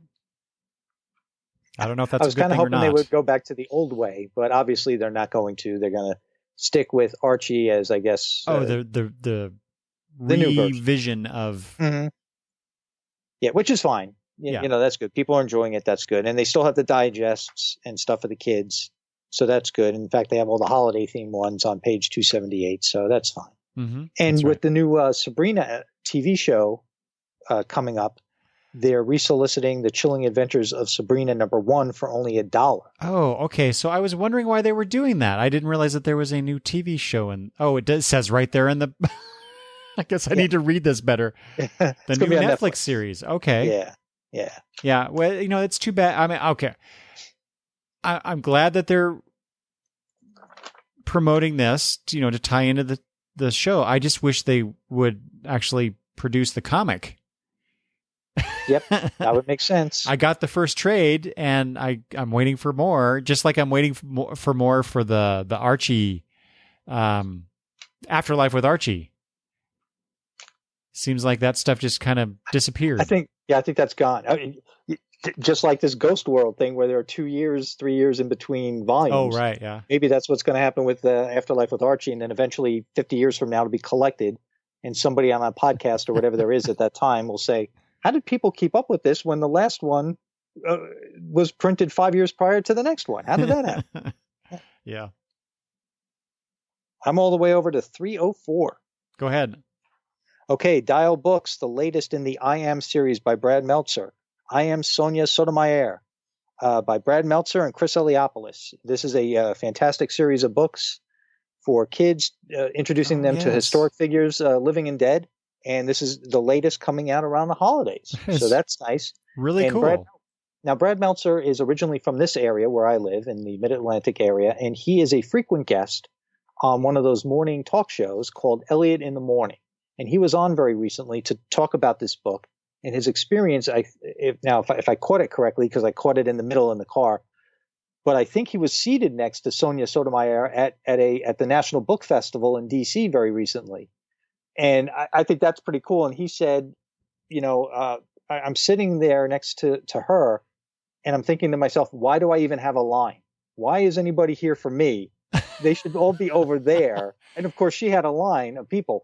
But he's like, I should be here with tumbleweeds, and everybody should be over there. I don't understand why anybody's coming to see me. Our society is so weird. Yeah, but he had some fantastic stories to tell on that show. I'll bet if you look that up on the internet, they probably released that radio show in the snippets as podcasts. Okay. So try and check it out. I don't know for sure if they do that, but a lot of radio shows do that. Mm-hmm. And if you have an opportunity, it's called Elliot in the Morning.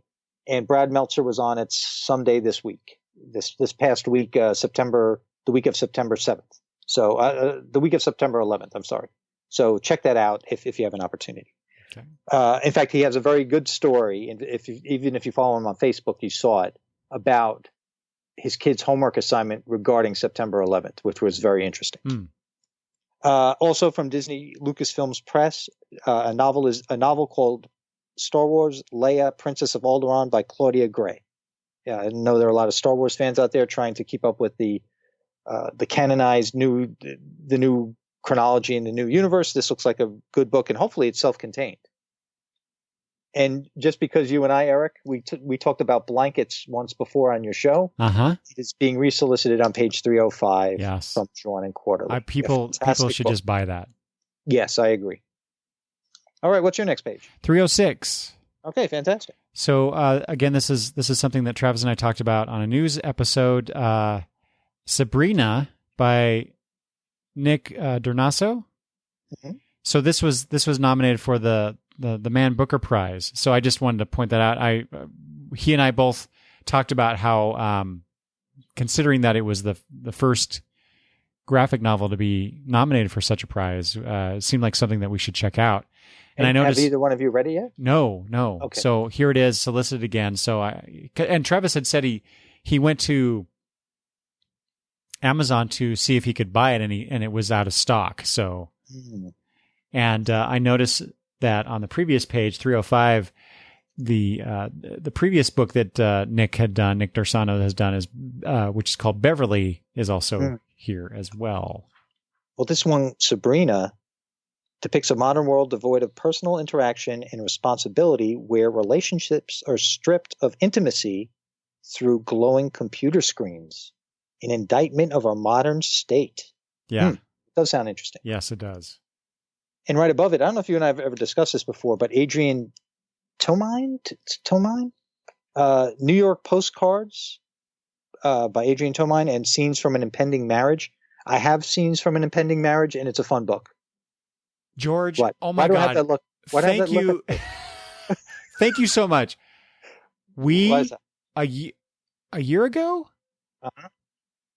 I think a year ago we did this, where we did we talk about these? We talked. You brought both of those books up. Okay, and I have been I can't champion them enough.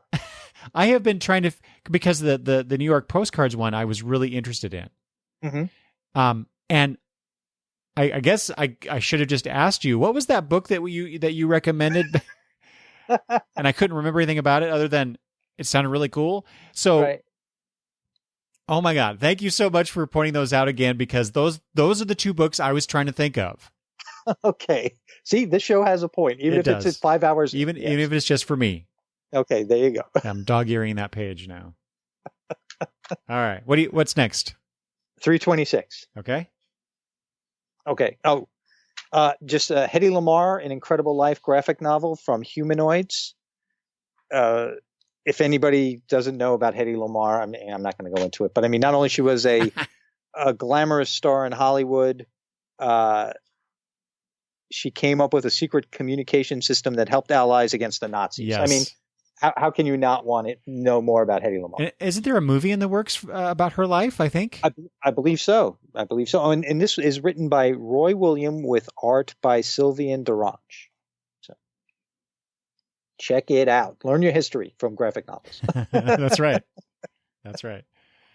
332, this is Lion Forge. Okay. Mm-hmm. Quinn Credible. And so I'm drawn to this. So it says invulnerability, and that's the only power he has. And so Quentin is a high school sophomore looking to live his best life by moonlighting as a superhero. The catch, he's only invulnerable. I don't know. I love this. It probably comes from the Legion of Superheroes, right? Because all the members have one power, right, for the most part. Yeah. Just the idea of being a superhero when you only have one superpower. I find that concept just fascinating. And so I'm really curious how this will turn out. Sounds like fun. And also from Lion Forge, from their younger publishing department, Caracal, I always have to talk about Encounter. And Encounter Volume 2, Number 3 is solicited here, and it just looks like a lot of fun. It's from Art Balthazar and Franco with Chris Giarrusso, Art Balthazar, and Stephen Meyer. I think this is great for adults as well as kids. It's marketed to 8 to 12-year-olds. If you have any 8 to 12-year-olds in your life and you want to get them reading things, if they're reluctant to even just pick up a book, pick up Encounter. I think they'll have a lot of fun with it. Mm-hmm. Sticking with Lion Forge, they're getting a lot of time from us, George. Earlier, there's Water Snakes, which is a full color hardcover fantasy, ages 16 and up. But it's the art. It's the where's the Tony Sandoval? Sandoval.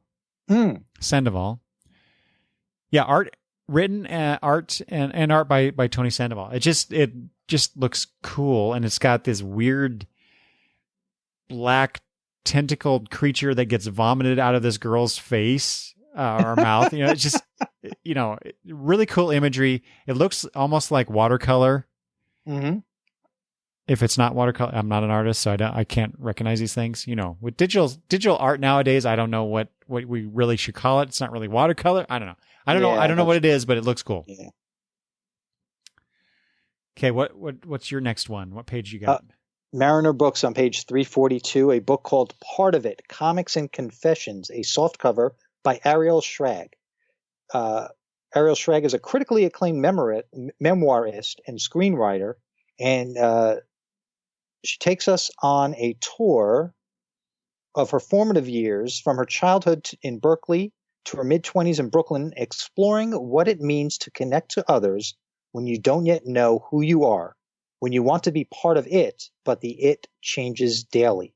We meet hippie babysitters, mean girls, best friends, former friends, prom dates, girlfriends, sex ed students, and far too many lens crafters, sales associates. These frank, irreverent, and honest comics revel in the uncomfortable and occasionally cringe-inducing moments from our early years that end up wiring us as people. It's got mature themes at 160 pages in black and white at $17.99. Kind of seemed up my alley. Something different. These are the types of things that I think get lost in the back of the book. So, well, speaking of up my alley or up an alley, The book right above it, George, I actually didn't notice that until you drew my attention to your book. But Knights of the Golden Sun from Mad Cave Studios. 400 years separate the Old Testament from the New Testament, and during that time, neither man nor angel could hear God's divine message. In his absence, an age of chaos began. With humanity at the wayside, a power struggle erupts among the archangels over who will control Father's throne. And this is a 32-page comic for $4 by Mark London and Mauricio Villarreal. Wow. Interesting. Yeah. What's going on the list? Yeah, earmarked. So page 342, Mad Cave Studios, if you are following along. On the next page on 343, I'm a Beatles fan, and the Beatles in comics hardcover, and then right below it, Elvis hardcover from NBM. And these just look like they're fun books. I mean, I don't really have to read the solicit in the respect for time. You can just imagine the Beatles in comics is the Beatles in comics, and Elvis is a story of Elvis's life. So I think it's all painted, Elvis's. Let's see. Striking photo quality painting reconstructs Elvis's life in a presentation that practically dances off the page. So, yeah. So these could be interesting. The Beatles one is a hardcover at $26.99. Elvis is a hardcover for $19.99. The Beatles one is 252 pages. Elvis's is only 88. So just something to think about. There's a Letter 44 Deluxe Edition, Book 2 on page 349 from Oni Press. You and I both loved Letter 44. Yeah, great So series. if anybody is waiting for these deluxe editions to complete their collection, it's $59.99, 328 pages. Good old Charles Soule and Alberto Jimenez Albuquerque on art. Interesting. They're using his middle name. Yeah, he was just Alberto Albuquerque, right? Yeah. Right, yeah. And I don't like how they don't include the issue numbers. That's you're right. Here. Yeah, how many? Yeah, right. What issues are in there? That's right. I guess it doesn't care for people who are getting these deluxe editions, but I don't know. Yeah. That bugs me. I like to know what we're talking about here. Yeah, that's just another example where the solicit doesn't give all the information you would really like to have.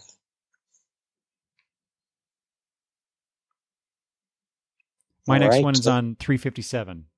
Okay, I'm on 356. All right, go ahead. Well, I just wanted to call more historical graphic novels, Mandela and the General graphic novel, in the vein, I guess, maybe of, I was going to compare it to March, but that's stupid because it's not like Nelson Mandela was writing this like March. Congressman Lewis was writing it. But this seems it could be interesting in the historical graphic novel category at 1995 from John Carlin and Oriol Millet. I know I'm pronouncing it wrong, and I apologize. And once again, to call everybody's attention to an homage cover right below it, Women in Gaming from Prima Games, a different version of Rosie the Riveter. Yep. A gamer. That is cool. Rosie the Riveter. Yeah. That's a nice homage. I like that.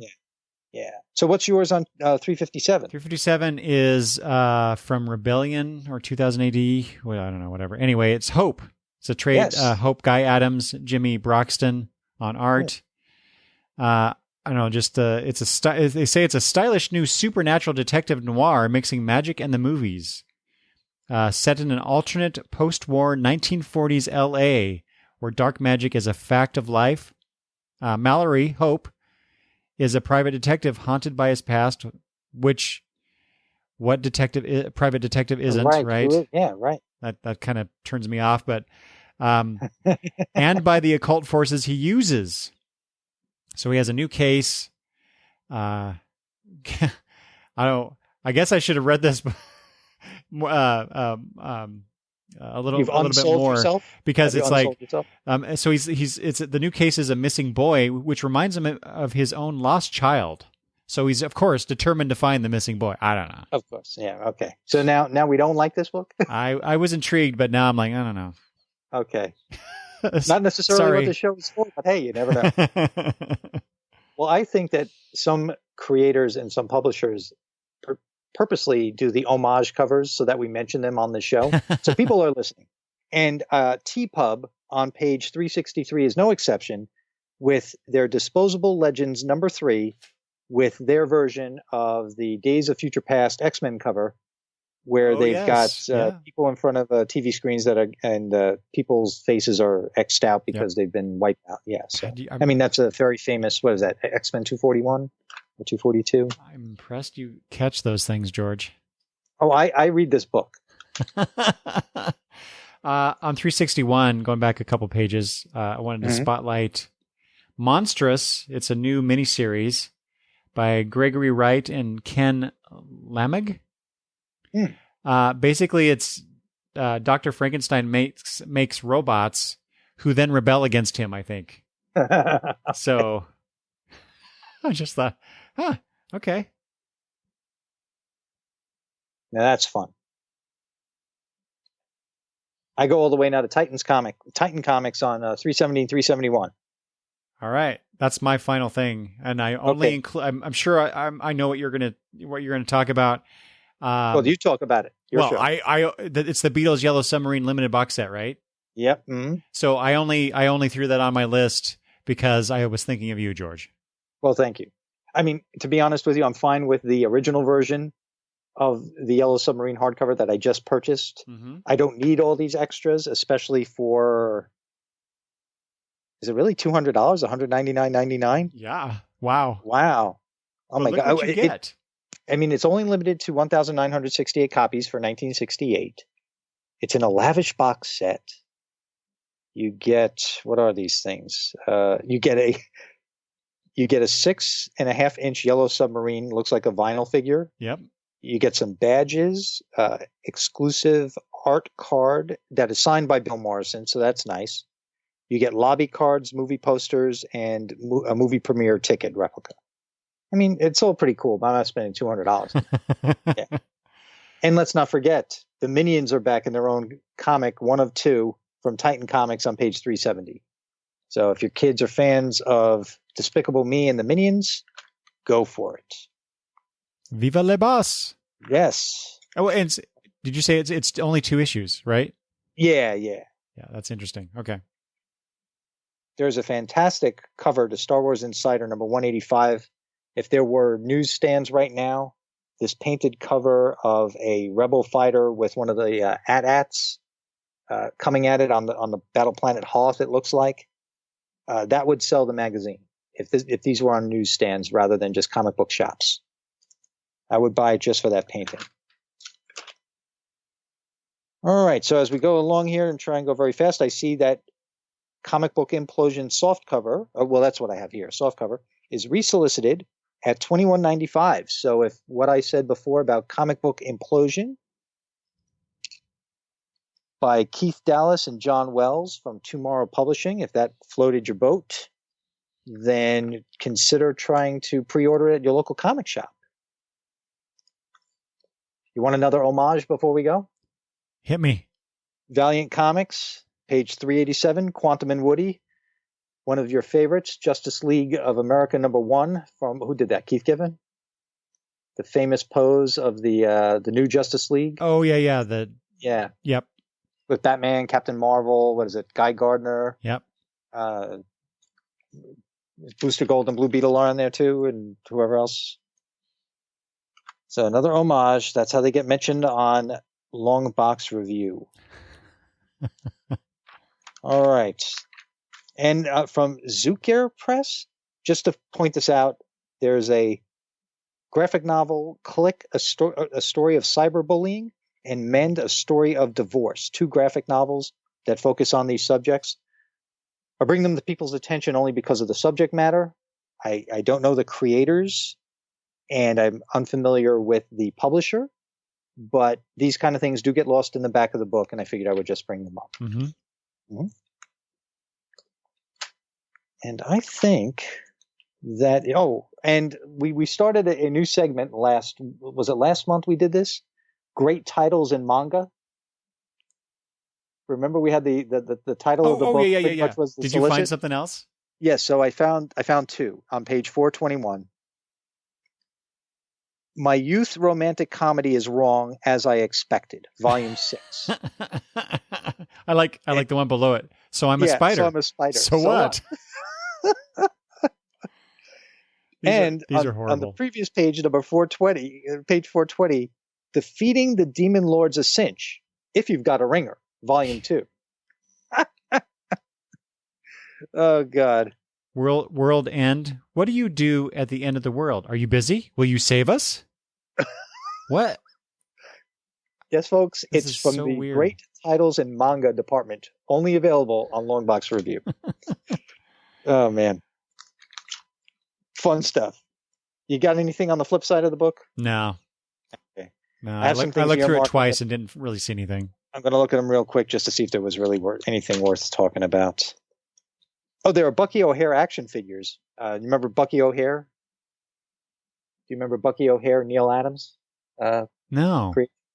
Well, Bucky O'Hare did come up in the comic book Implosion book, but Bucky O'Hare is one of those characters where, like, if you were around in the 70s, you kind of remember him, but you think it might be a fever dream because you never see anything about Bucky O'Hare. But anyway, it was a Neil Adams creation, and here they have some action figures. I mean, they're going to be $34.99, so I mean, they're more collectibles than play. But page 37, if anybody's interested in that. And I think that is all I have also, which will make everybody happy because then they can go and start ordering their stuff out of previews at their local comic shop or at DCBS or wherever else they go. Yep. You think a lot of your listeners have their own local comic shop, or you think they're all pretty much? I don't know. That's a very good question. I don't know. No, I'd like to find out. Ooh, I have. Oh man, I have shouted from the treetops. Flight of the Raven by, gosh, I can never pronounce his name. Well, anyway, there's actually a statue on page 80 of the main character from the book, the graphic novel Flight of the Raven. Okay, yeah, that looks nice. Yeah, it's the spy from that book. So I couldn't believe it when I saw it because it is a little obscure, at least to an American audience, I would think. And on page 97, Golden Girls Chia Pets. I don't have to say anymore. No, that's a mic. Don't. That's a mic drop right there. And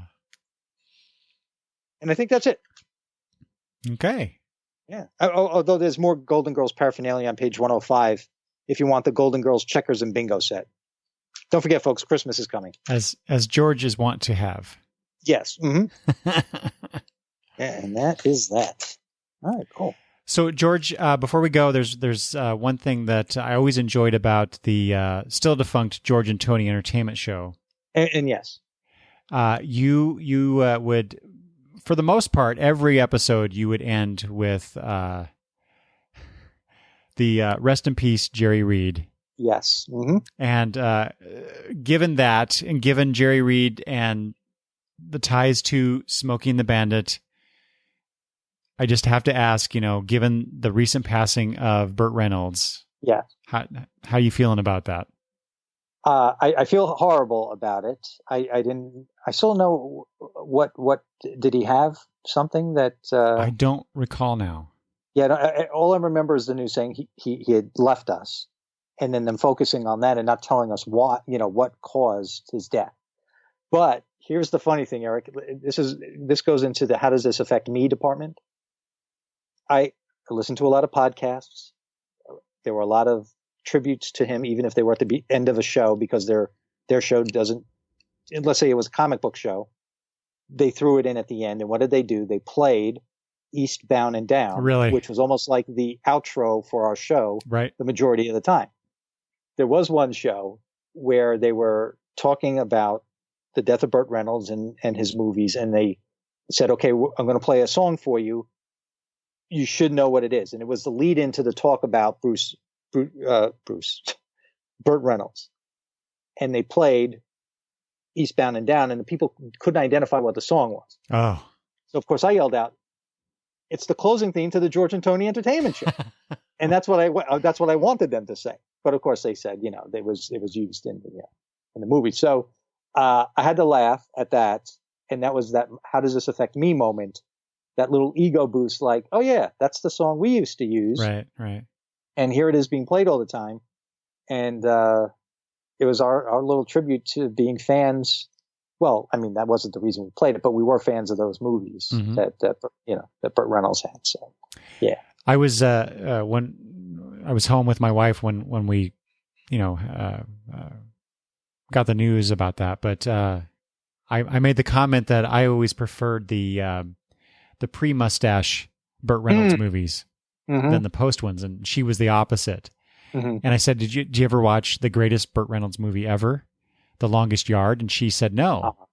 That is a great movie. And then so a little bit later, I turned on the TV, and I can't remember the channel, but some channel that we have was playing a bunch of Burt Reynolds movies all in a row. And at that time, The Longest Yard was playing right then.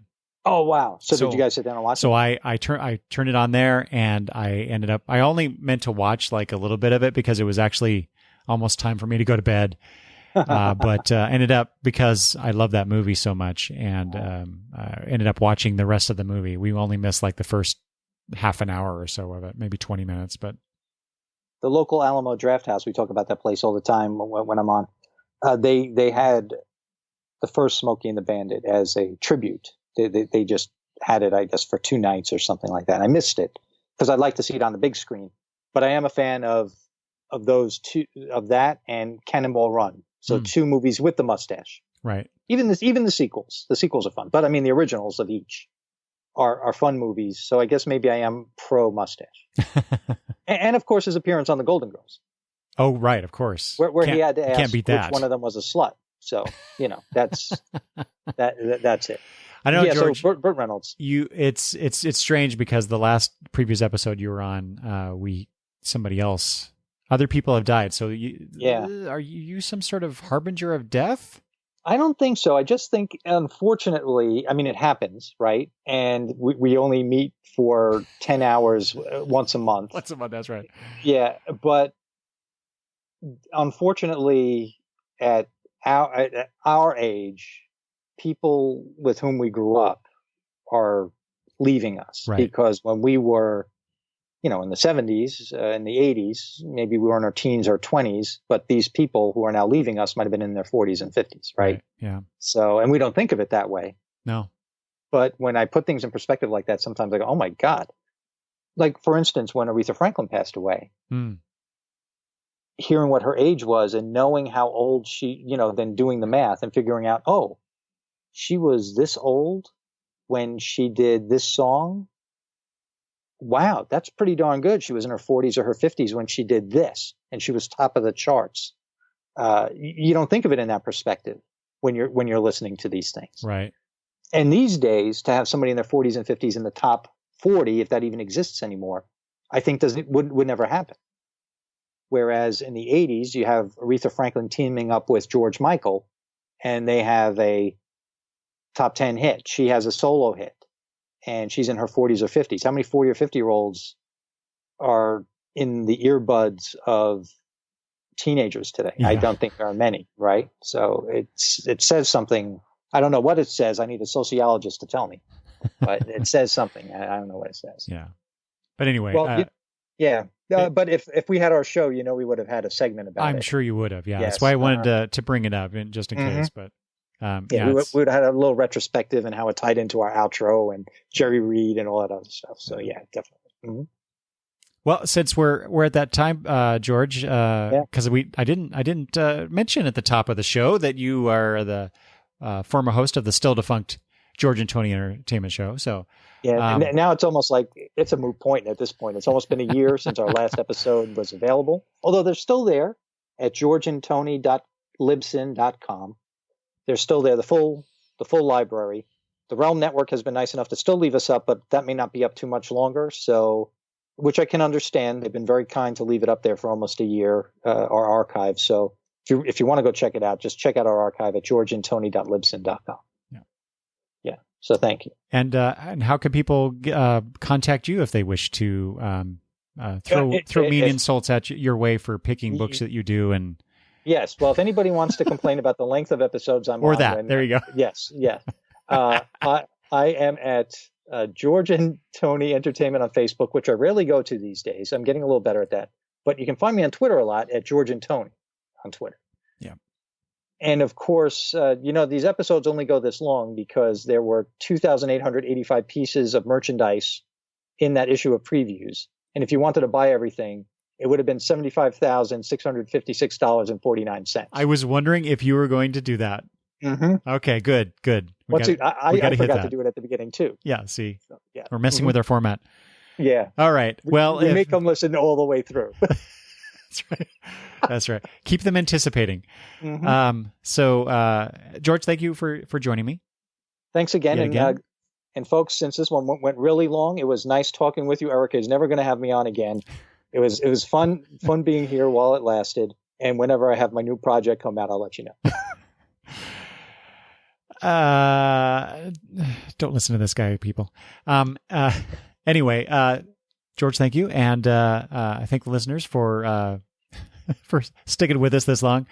But if you have comments about anything that we've talked about, you can always email me at longboxreview@gmail.com.